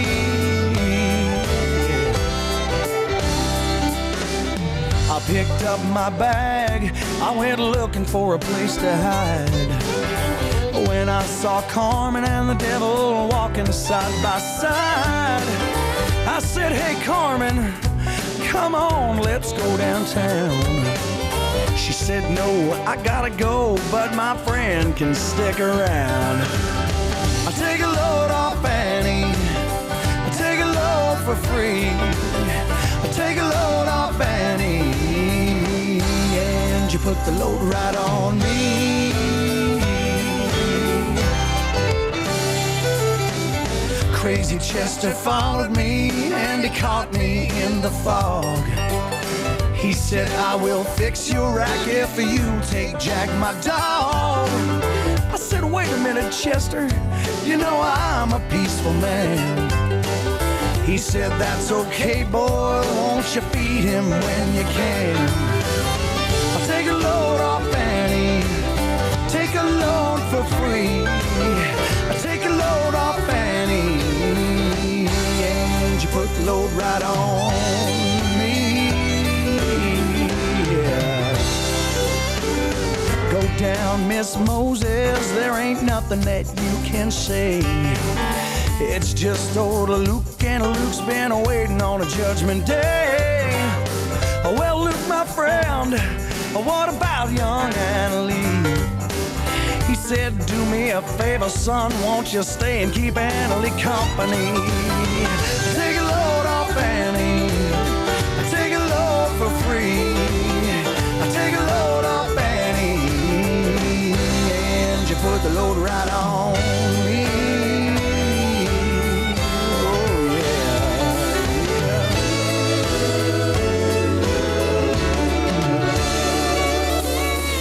We'll catch a cannonball now to take me down the line. My bag is sinking low, and I do believe it's time to get back to Miss Fanny.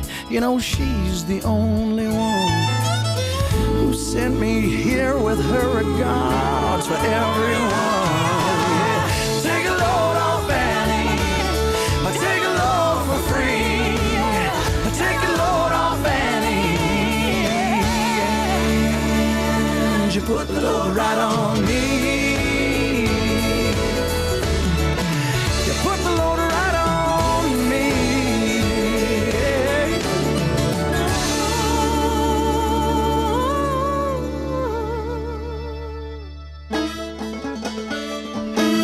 Canadian country singer Aaron Pritchett with his version of The Wait. That's for Michelle Schneider.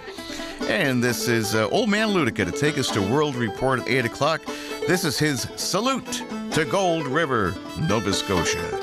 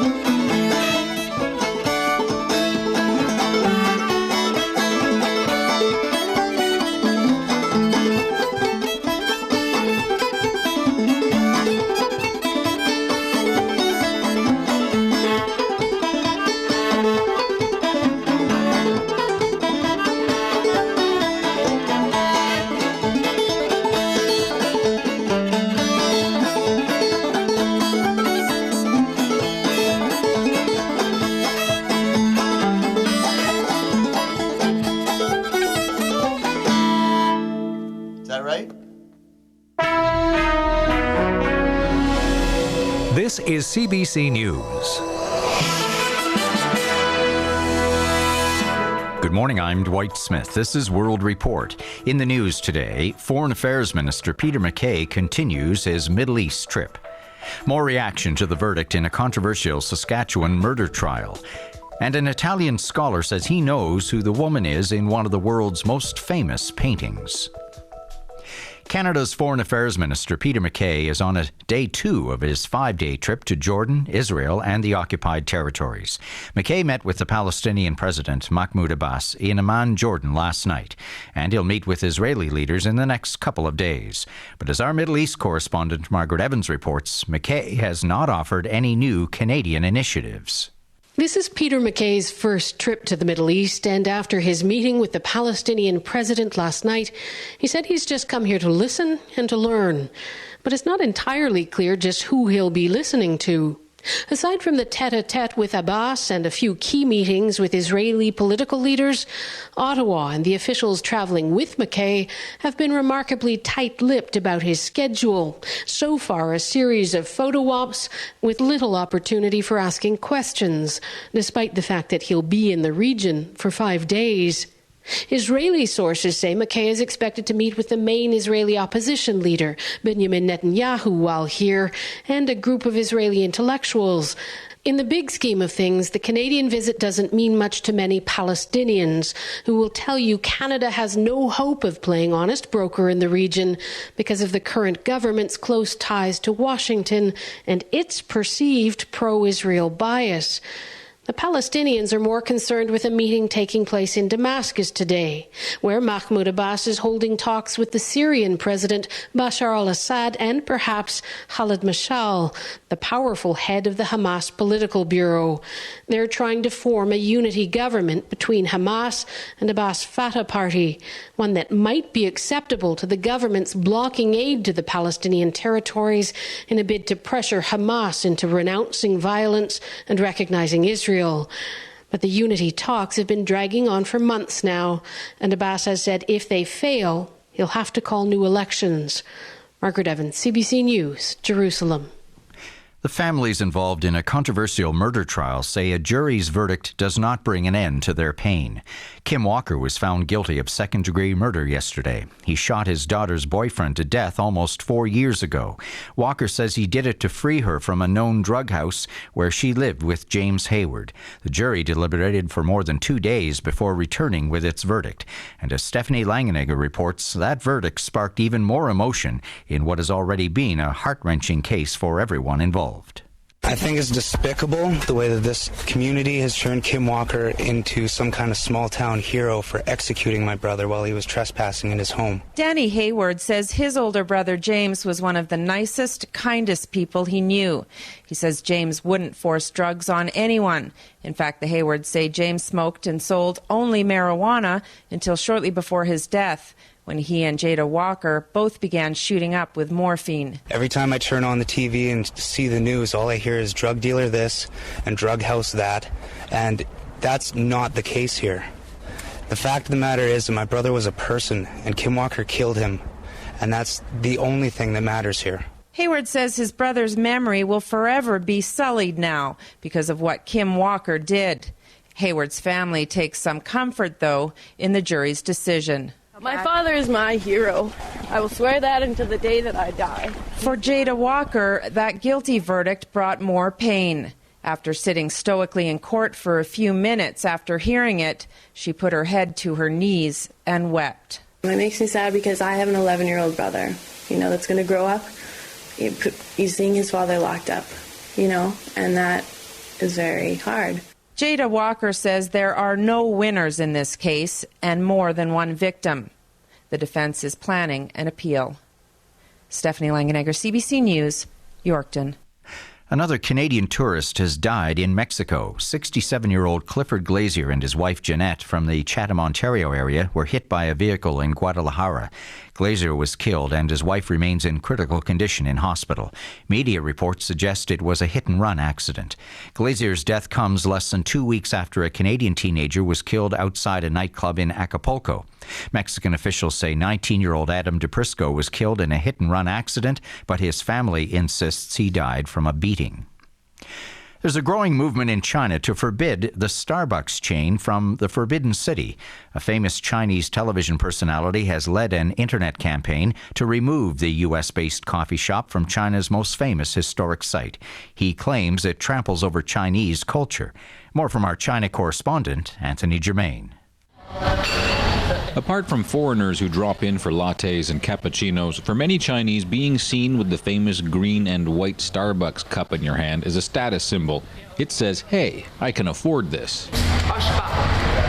Arshaba Choir, 28 RMB, is roughly half a day's wages for a construction worker at the Olympic sites in Beijing. And in Beijing, inside the Forbidden City, the historic palace of Chinese emperors and their concubines, there's a caffeinated controversy brewing. It's over a Starbucks that opened there 6 years ago. A state TV personality named Rui Chonggang wrote in his blog that having a Starbucks inside the Forbidden City does not represent globalized business, but rather the trampling over of Chinese culture. State media reports indicate that at least 500,000 Chinese people have backed Rui's idea that Starbucks should leave. The palace is undergoing a major renovation, and about 1/3 of the shops in the 200-acre complex have been removed. In a statement, Starbucks says its coffee shop has provided a place of rest for thousands of tourists, both Chinese and foreign, and the company is respectful of the deep history and culture of the Forbidden City. Nonetheless, a palace spokesman says Starbucks may not be allowed to remain, depending on what happens with the overall renovation plan. One possibility is to relocate the Starbucks outside the palace, but that could cause its own problems.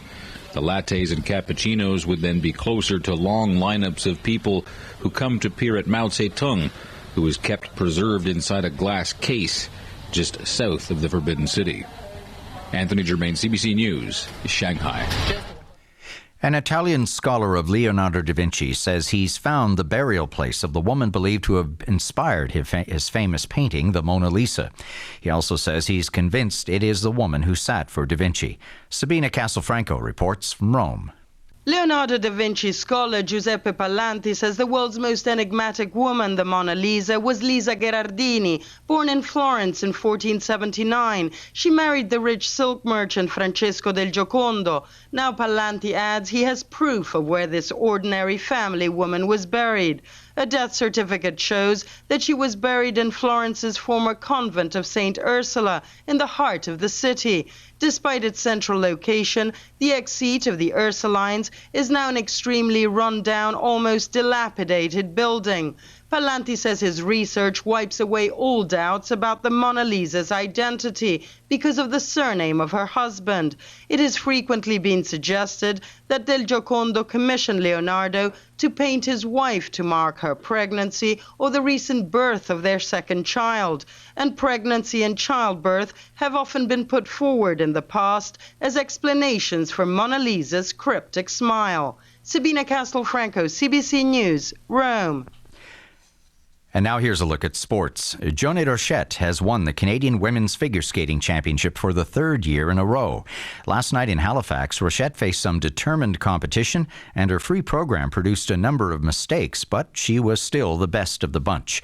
Not surprisingly then, Rochette says this year's title was the most difficult to win. It was a tough week overall. I was skating okay in practices, but not 100%, and just knowing that going to a competition is never easy, so overall, it was a better performance than my Grand Prix, but I still want to do better at Worlds for sure.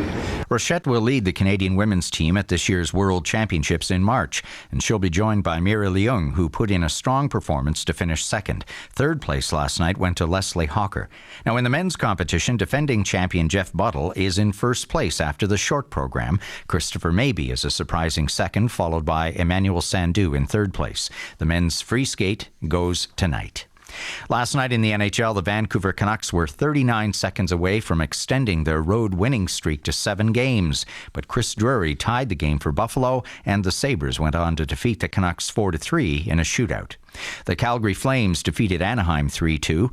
It was Minnesota over Chicago 3-0, and Columbus beat Detroit 3-1. Basketball's Toronto Raptors hit the halfway point of the NBA schedule with a 102-94 loss to Utah. At the Australian Open tennis tournament, Maria Sharapova, Martina Hingis and Kim Clijsters have all advanced on the women's side, while Rafael Nadal and David Nalbandian are among the men's winners. And Justin Rose takes a 2-shot lead into the fourth round of a men's PGA event in Palm Springs, California.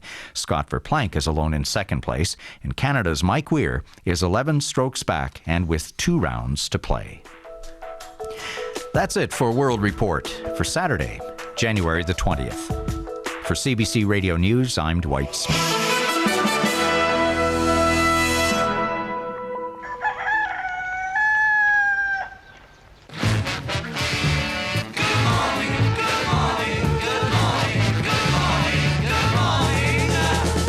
Good morning, here is the weather forecast. I'm going to start with New Brunswick, where there's a wind warning in effect for this morning for the Acadian Peninsula. The forecast for northern New Brunswick calls for the snow to end this morning. The rest of the day will be cloudy with scattered flurries and some blowing snow. It will be windy. The temperature will fall to -6 in the northeast and -15 in the northwest this afternoon. In southern New Brunswick, it'll be a cloudy day with sunny periods and some isolated flurries. It'll remain windy with the temperature falling to -8 this afternoon. For Prince Edward Island, cloudy with isolated flurries and windy, the temperature falling to -6. And for Cape Breton, flurries, especially in the northern half of the island, and windy today, the temperature steady near -2. The mainland Nova Scotia forecast calls for a cloudy day with scattered flurries and windy, the temperature dropping to -3 by this afternoon. Tonight, skies will clear over New Brunswick. It'll be windy with a low of -17. For Prince Edward Island, cloudy with isolated flurries and windy tonight with a low -13. Cape Breton will have a few flurries. It'll be windy with a low of -11, and windy across the Nova Scotia mainland as well. It'll be cloudy with scattered flurries and a low of -14. Tomorrow, New Brunswick, a sunny day, windy, the temperature -12. For Prince Edward Island, skies will clear late in the morning. It'll be windy with a high of -12. For Cape Breton, cloudy with sunny periods tomorrow, the temperature holding steady at around -5. And for mainland Nova Scotia on Sunday, look for a mix of sun and cloud with some isolated flurries and a high around -10.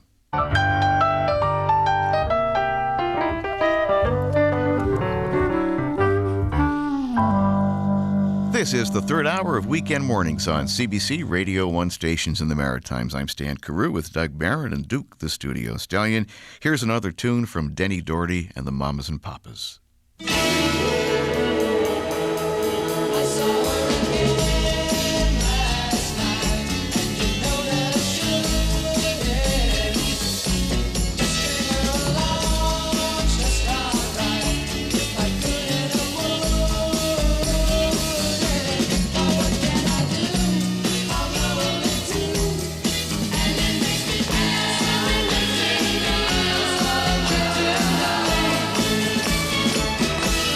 I've been way all over my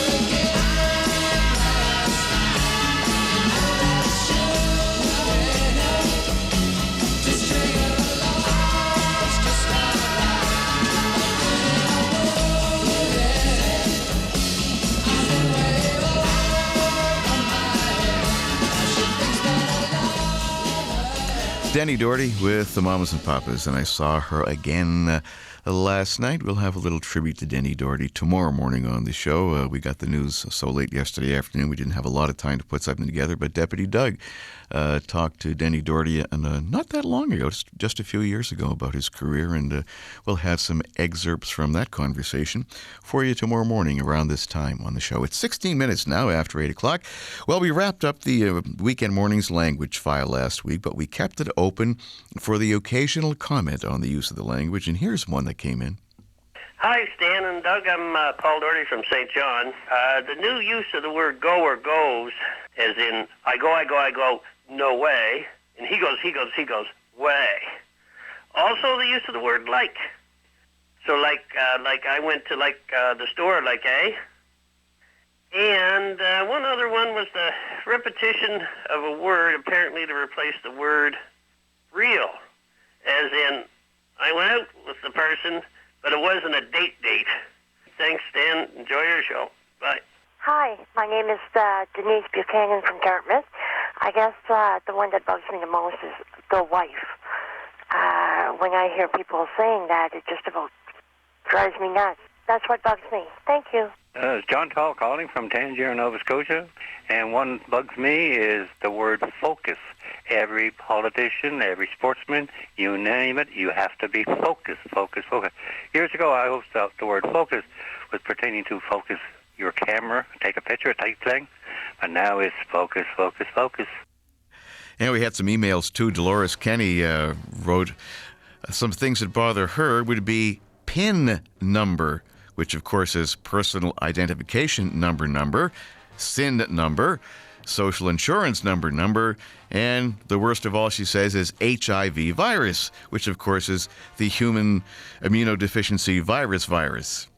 And Timothy Rayner in Halifax on the word proactive, which I found objectionable and some other people did last week, and he said, well, proactive is to act in advance of a perceived problem before waiting for it to happen and then solve it reactively.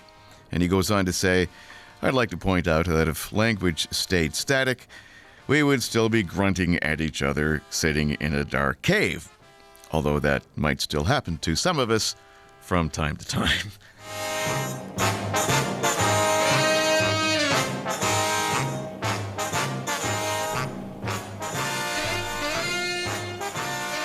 So the language file will be ongoing on the show if there's something that you want to comment on. The number to call is 1-888-737-0338, and our new email address is wknd@cbc.ca. Right now from Shelburne, Nova Scotia, the Hupman Brothers.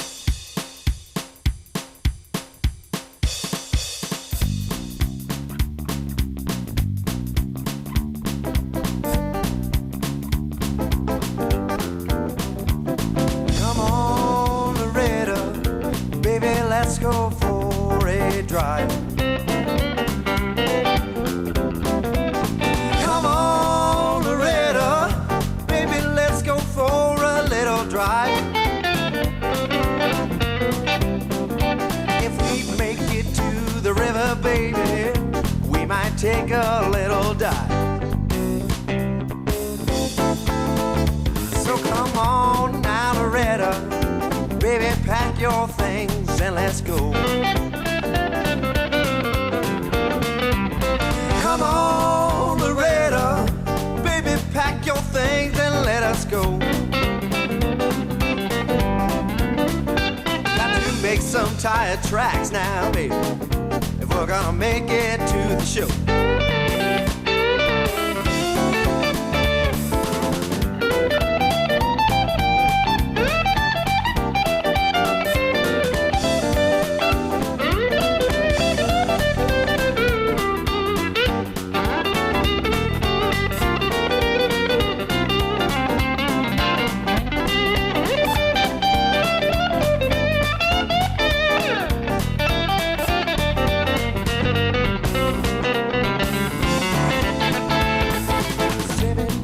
Sunshine, red wine, white wine, baby, me and you. Oh, 7 days of sunshine, red wine, white wine, baby, me and you. You can't bring along your kitty, baby. You gotta make sure she comes too. So come on now, Loretta, baby, let's go for a drive. Come on, Loretta, baby, let's go for a drive. You should know by now, baby, I am the happiest man alive.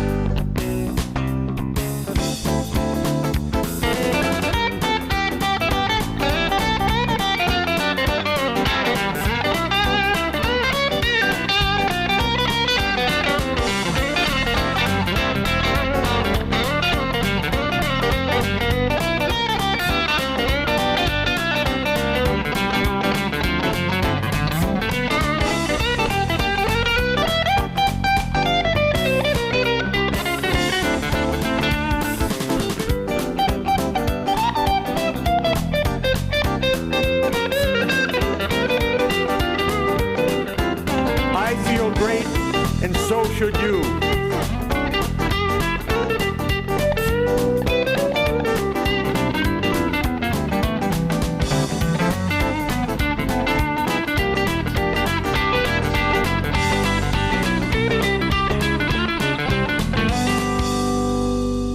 The Hopman Brothers. That tune is called Loretta. It's 22 minutes after 8 o'clock. Hello, Stan. It's Kevin Kenny in Cambridge calling. Just as my service dog and I were ready to go out the door, we heard an awful travesty that somebody had the audacity to put Connie Francis on your cheese factory. Oh my God. She has got to be one of the most important women that we ever had in the 50s and 60s. She was an icon for us. Every boy had a crush on her, and her voice is just the same as a nightingale in the sky. Please don't put that on the cheese factory. Thanks a lot. Evening shadows make me blue when each weary day is through. How I long to be with you, my happiness. Every day I reminisce, dreaming of your tender kiss, always thinking how I miss my happiness.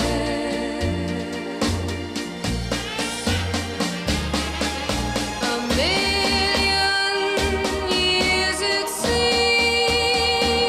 have gone by since we shared our dreams, but I'll hold you again. There'll be no blue memories then, whether skies are gray or blue. Any place on earth will do, just as long as I'm with you, my happiness. Whether skies are gray or blue,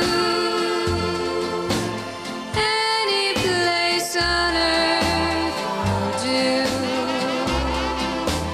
just as long as I'm with you,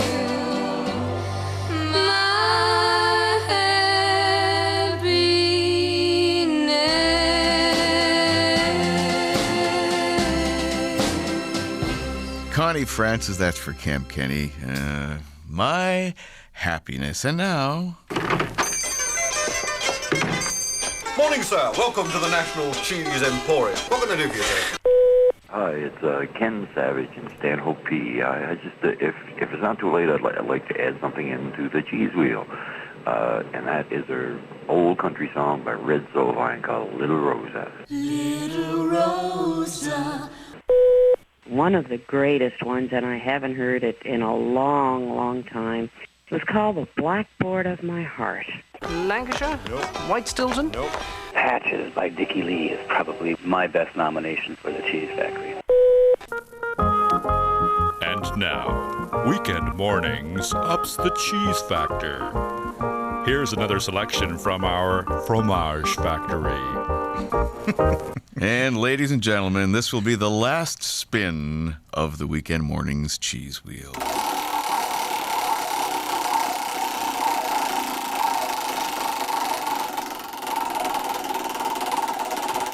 Only 3 songs on there. Blackboard, no.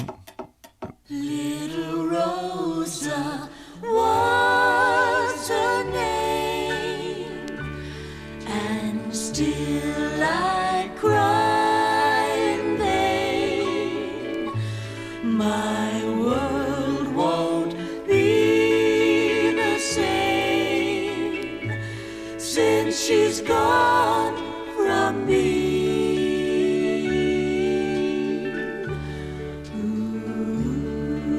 I had gone to visit the grave of a friend of mine, and as I walked through the graveyard, I noticed this man kneeling down by the grave of a child, and in his hand he held a big red rose, and tears were streaming down his cheeks. So I walked over and laid a hand on his shoulder and started to talk to him. And during the course of our conversation, and in his broken English, this is the story just as he told it to me. He said, "Mister, I'm a-walking down the street today, and I pass by a big flower shop. I walk in and I ask the man in the shop, I say, 'Boss, how much you for one red rose?' And he looked at me with one big frown, and he says, 'I want $1, please.' But in a by, a swell-dressed blonde young lady walk in, and she says, 'How much you for one red rose?' And he looked at her with one big smile, and he says, 10 cents. And I said, 'Boss, how come you charging me $1 for the rose? You charging the young lady only 10 cents. And he says, 'Look, mister, you tell me why you want the rose, and maybe I'll give it to you for naught.' Then I said, 'Boss, I'm a hard-working man. Working the railroad and don't make it too much money. And I got a little girl, and her name is Rosa. Oh, Rosa's just about this high, boss. Every day when I come home from work, little Rosa come running to me to Papa. And she'd throw her little arms around my neck and say, 'Papa.' And I'd say, 'Rosa.' Oh, but the one day, boss, I come home from work and I don't see Rosa. I look down by the railroad track and I see one of the bigger crowd. I go down and I push the crowd this way and I push the crowd that way, and there, boss, at my feet lay my little Rosa. And that's why I want the Rosa, boss. I want to put him on little Rosa's grave. The man, he don't say not. But he picked the biggest and the reddest rose, and he give it to me. And I said, "Thank you, boss. Thank you very much."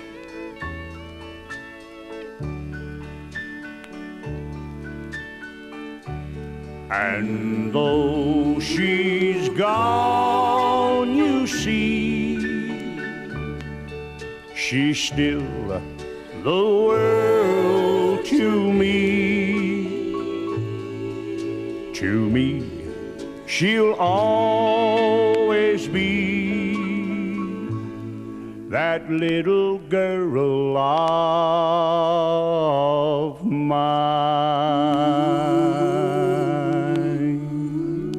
Ooh-wee. Red Sovine, Little Rosa on weekend mornings. 29 minutes before 9 o'clock, time for the CBC News. Here's Ryan Pierce. Thanks, Stan. In the news today, a plan to overhaul New Brunswick's post-secondary education system is scoring well with schools and students. Premier Sean Graham announced yesterday that a commission will travel the province this spring, reviewing the current system. It's been 45 years since the last major overhaul of post-secondary education. 21-year-old Colin Banks from the New Brunswick Student Association says he's glad there will be a review, but he's not so thrilled about the Premier's decision to appoint 2 veteran university administrators to head the commission. My concerns about how the commission is set up is that there isn't any youth representation whatsoever on it.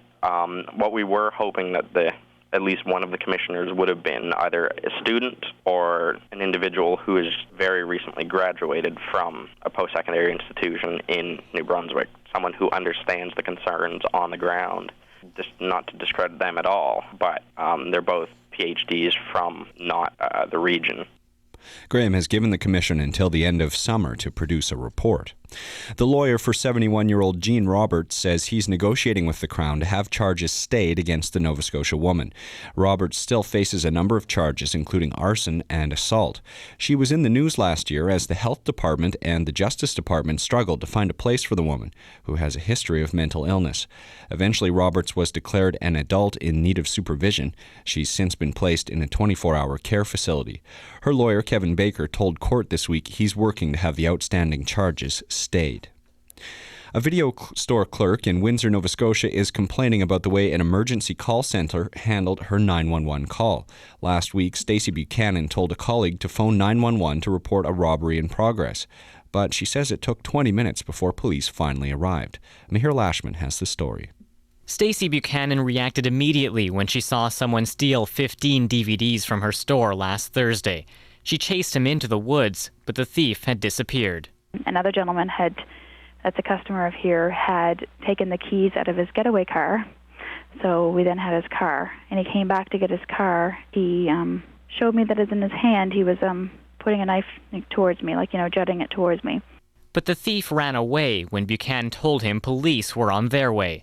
She says she's lucky because despite the 911 call, the dispatch system still hadn't notified the Windsor RCMP. It was a couple more minutes later, and I'm like, okay, this isn't making sense to me because it's been 8 to 10 minutes already, and I'm 2 minutes from the cop shop, so how come nobody's here? Windsor RCMP say they responded within 4 minutes of receiving the call from dispatch, but that was almost 20 minutes after the original 911 call. Inspector Mike Layton is the dispatch supervisor. He says the reason for the delay is the dispatcher didn't know there was a weapon involved. The RCMP and the province's Emergency Measures Organization have investigated and determined that everything was handled appropriately. Meanwhile, Stacey Buchanan says she's lost faith in the emergency response system and worries every time she works the late shift. Mihir Lakshman, CBC News, Halifax. Only 4,200 people braved the stormy weather last night to watch the Canadian Figure Skating Championships at the Metro Centre in Halifax. The last time the event was held in Nova Scotia, skaters performed in front of sold-out crowds. Liz Beamer of Toronto has been attending the competition for 14 years. She says the sport seems to be in a rebuilding phase. The buzz and the frenzy, the skating frenzy, I think has petered a bit. And I think Skate Canada needs to work on building that buzz and that excitement around the program again, because that's what draws people to the ring. Beamer says when Canadian figure skaters start winning again at the international level, the fans will return. Skate Canada officials have already announced they're creating new programs to ensure the athletes will improve over the next few years. A shortage of doctors is blamed for an emergency room closure this weekend in Nova Scotia's Shelburne County. The ER at the Roseway Hospital will be closed from 6 o'clock in the evening until 8 o'clock in the morning, both today and tomorrow. Officials say it is a temporary closure brought on by too few emergency room doctors. And a final note, last hour we told you about some restrictions on travel on Confederation Bridge. Those restrictions to high-sided vehicles have been lifted, and the bridge is currently open to all traffic. And that's the news. Ryan Pierce with the CBC News. Our next news will be a world report coming up at 9 o'clock. Here's another look at the weather. I'll start with Prince Edward Island. A cloudy day with isolated flurries and windy. The temperature falling to -6. For Cape Breton, some flurries today and windy. The temperature steady near -2. Mainland Nova Scotia will be mainly cloudy with scattered flurries and windy. The temperature falling to -3 this afternoon. For New Brunswick, a wind warning for the Acadian Peninsula is in effect this morning. In northern New Brunswick, the snow will end this morning. The rest of the day will be cloudy with scattered flurries and occasional blowing snow. It'll be windy. The temperature will fall to -6 in the northeast and to -15 in the northwest this afternoon. For southern New Brunswick today, a cloudy day with sunny periods and isolated flurries. The temperature falling to -8 this afternoon. Tonight, skies will start to clear across the region with a few flurries here and there. It'll remain windy. Lows for New Brunswick -17, -13 for Prince Edward Island, -11 for Cape Breton, and -14 for the Nova Scotia mainland. And tomorrow, a little bit nicer. Sunny skies for New Brunswick and windy with a high of -12. Skies will clear late in the morning for Prince Edward Island, the high -12. For Cape Breton, cloudy with sunny periods and flurries, the high -5. And a mix of sun and cloud for mainland Nova Scotia, the high near -10. And it will be windy again tomorrow right across the Maritimes. Temperatures right now in Shelburne, 1 degree. In Caribou, it's -3. In Cheticamp, -2. Greenwood's -4. Ingonish Beach is -1. It's -4 in Caledonia, Nova Scotia. Lunenburg's -1. Amherst is -4. Truro is -5. Parrsborough is -3. Sydney's -1. Yarmouth is 0. Around New Brunswick, -6 now in Bathurst, Bouctouche, and Charlotte. -9 in Edmundston, -5 in Fredericton, Moncton's -6, Miramichi's -5, -6 in both St. John and St. Stephen, although wind chills in New Brunswick range from -12 to -18 this morning. And on Prince Edward Island, wind chill in Charlottetown -14 with a temperature of -5, -15 in Summerside is the wind chill, -5 the temperature, and in Maple Plains, the temperature now is -5.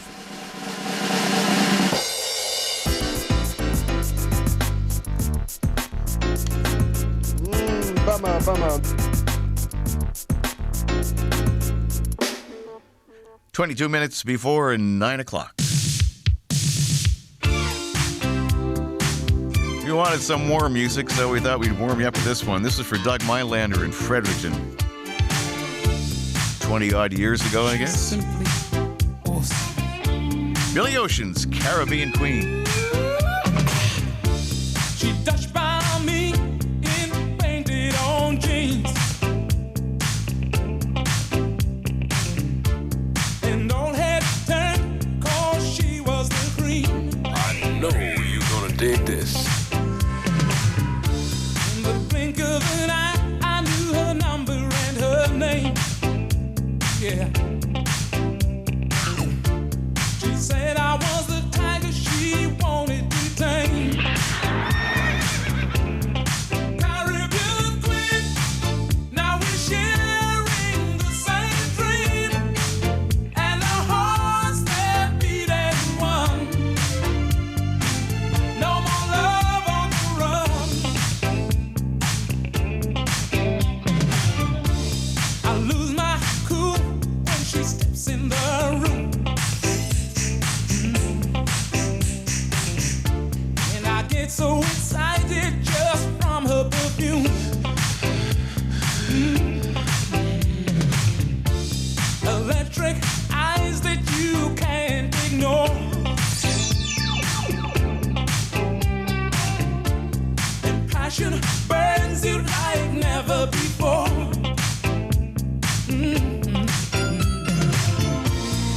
I was in search of a good time, just running my game, yeah.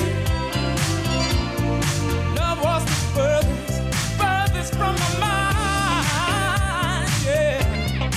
Caribbean queen, now we're sharing the same dream, and the hearts that beat as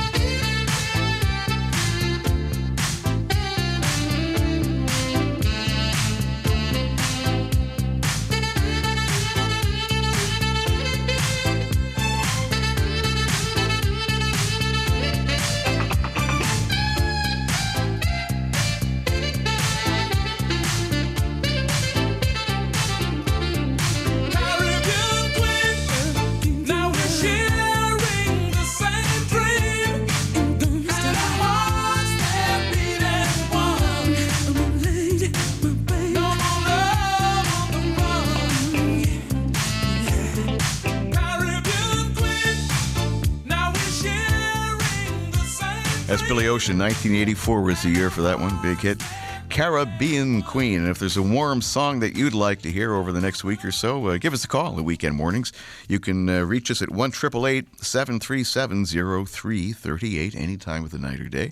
Or you can email us at wknd@cbc.ca. Hi, Bruce Washburn calling from St. John. I wanted to speak briefly about songs that project heat in midwinter. And I'm thinking back to 1967, which reminds me that this is the 40th anniversary of the centennial of Confederation, which I haven't heard mentioned yet by anyone else. But it was the first year that I ate bison burgers. Also, I had the opportunity to push the button that sounded the horn on the Centennial train. And the high school band that I was in, which was Lockerbie Composite Secondary School in Sudbury, Ontario, had the opportunity to travel to Mexico in August of '67 as a part of a Centennial tour. And as a part of that tour, we visited Acapulco. And it was interesting that at that time there was a union disagreement, and a bus of replacement workers was strafed by a machine gun just prior to our arrival. And as a result, the National Guard were on the streets, and we were on a curfew after dark and had to spend long hours by the pool in our hotel. And it's interesting to see that not too much has changed in Acapulco, I guess, except their crime may be a little bit better organized than it was then. But by the pool, we had a 45 record player and only one record. And we played it over and over for the 3 days that we were there, and confined at nights to the hotel. And it was Stan Getz and Astrid Gilberto, the girl from Ipanema. And the temperature, I don't think, went below about 100 degrees Fahrenheit the whole time we were there. So when I hear that song, I feel the heat of 110-degree temperatures in Acapulco. So if you could play that, I would enjoy it.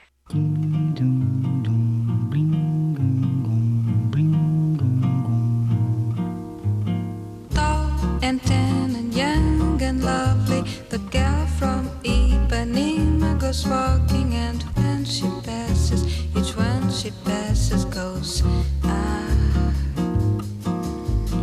When she walks, she's like a samba that swings so cool and sways so gently, that when she passes, each one she passes goes ah. Oh, but he watched her so sadly. How can he tell her he loves her? Yes, he would give his heart gladly. But each day when she walks to the sea, she looks straight ahead, not at him.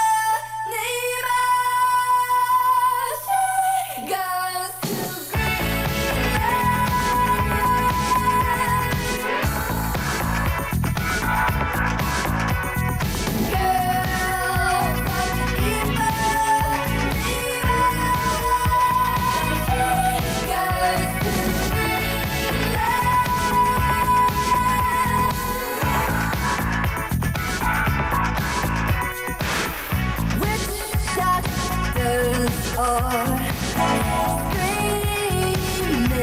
nymphs are dreaming. This girl's lost someone. Who is that someone? She's leaving. Girls like Ipanema goes to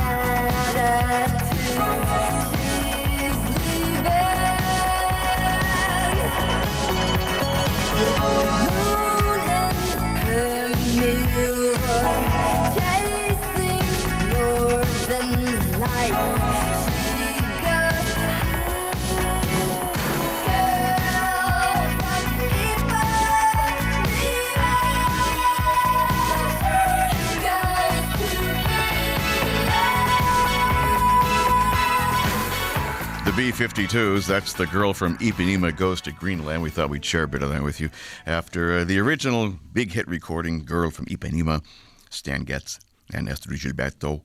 And that was for Bruce Washburn in St. John, recalling a trip to warmer climes.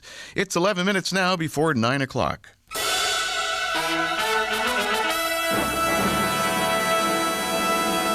We had a mystery vocalist contest that we started this morning, and we wrapped it up in the second hour of the show. We had 4 winners already: Mike Kilburn, Ron Noyles, Monica Ebsery, and Howard Labillois from St. John, New Brunswick.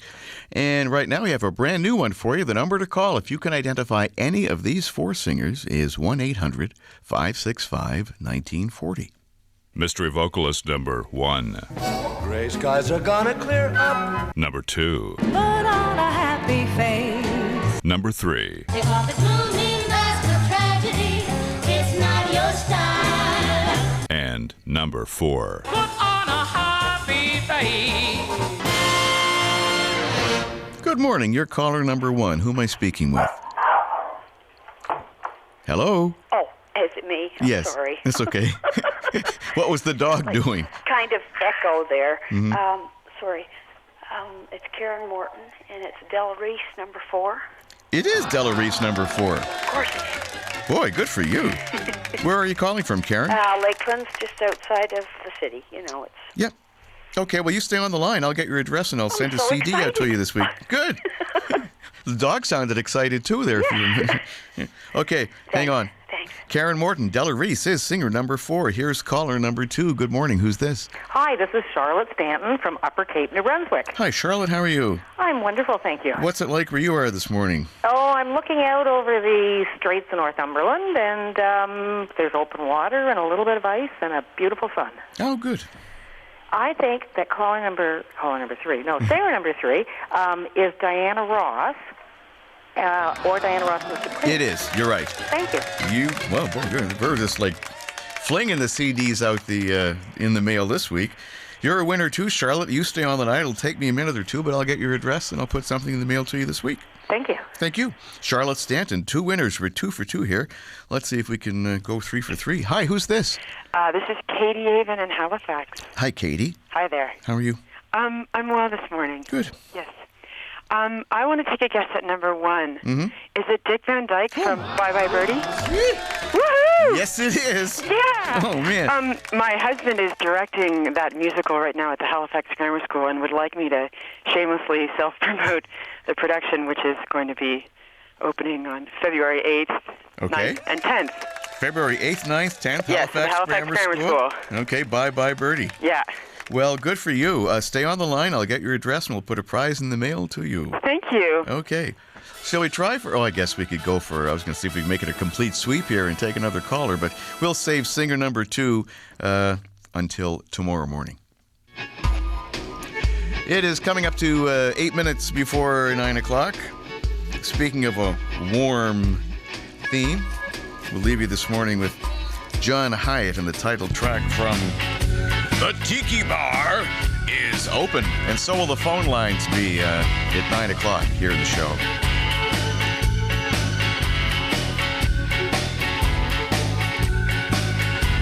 Thank God the tiki bar is open. Thank God the tiki torch still shines. Thank God the tiki bar is open.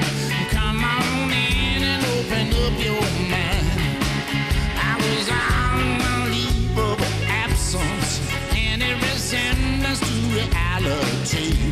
I felt like a rocket launched to the great blue yonder from the boys down at Kennedy.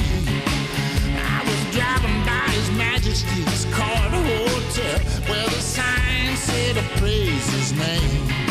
I was tired and alone, I couldn't see too well, but I don't think that he was to blame. Thank God the tiki bar is open. Thank God the tiki torch still shines. Thank God the tiki bar is open. Come on in and open up your mind.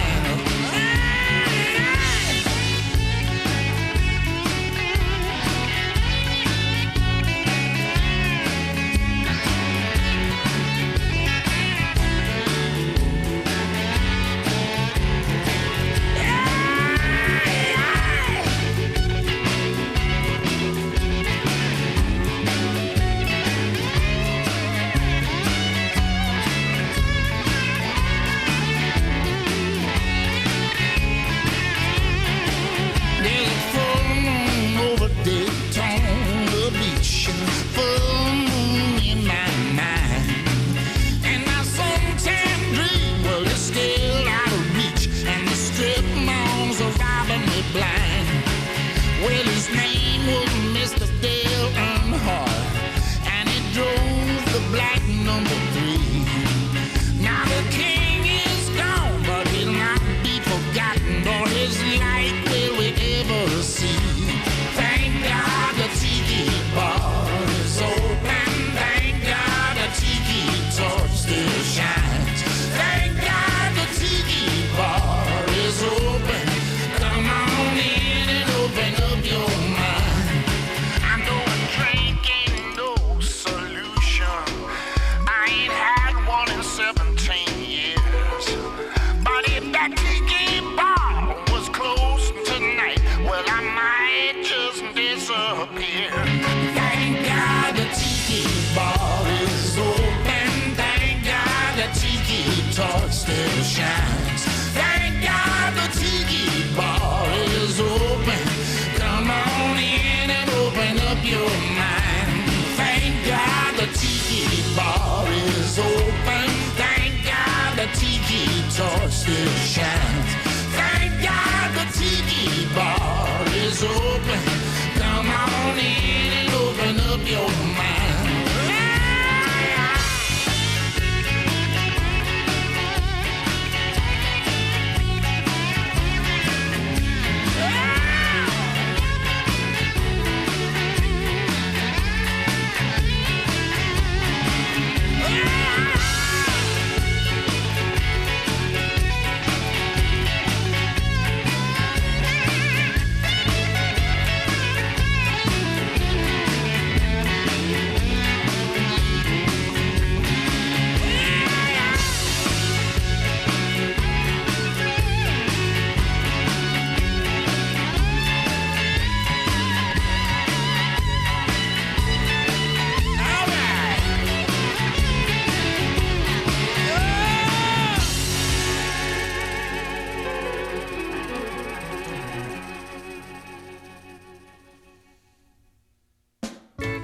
Well, that's it for today. That's the Tiki Bar is open. And that was John Hyatt, of course.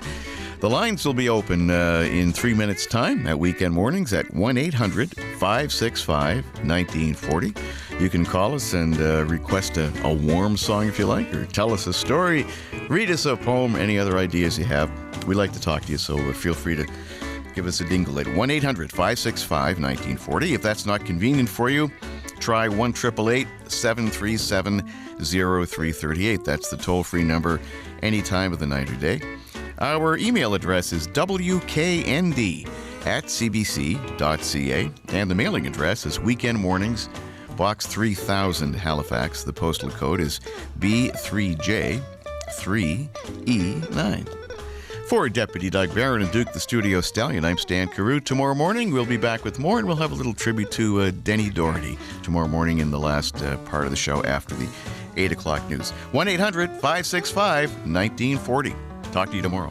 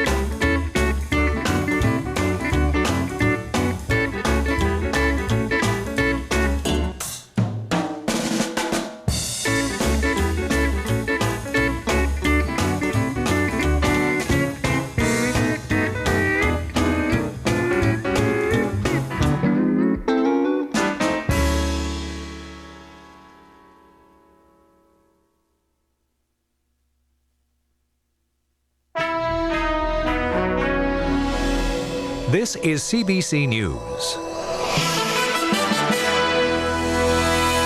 Good morning, I'm Dwight Smith. This is World Report. In the news today, more Palestinian talks aimed at achieving a national unity government, and reaction to the verdict in a controversial Saskatchewan murder trial.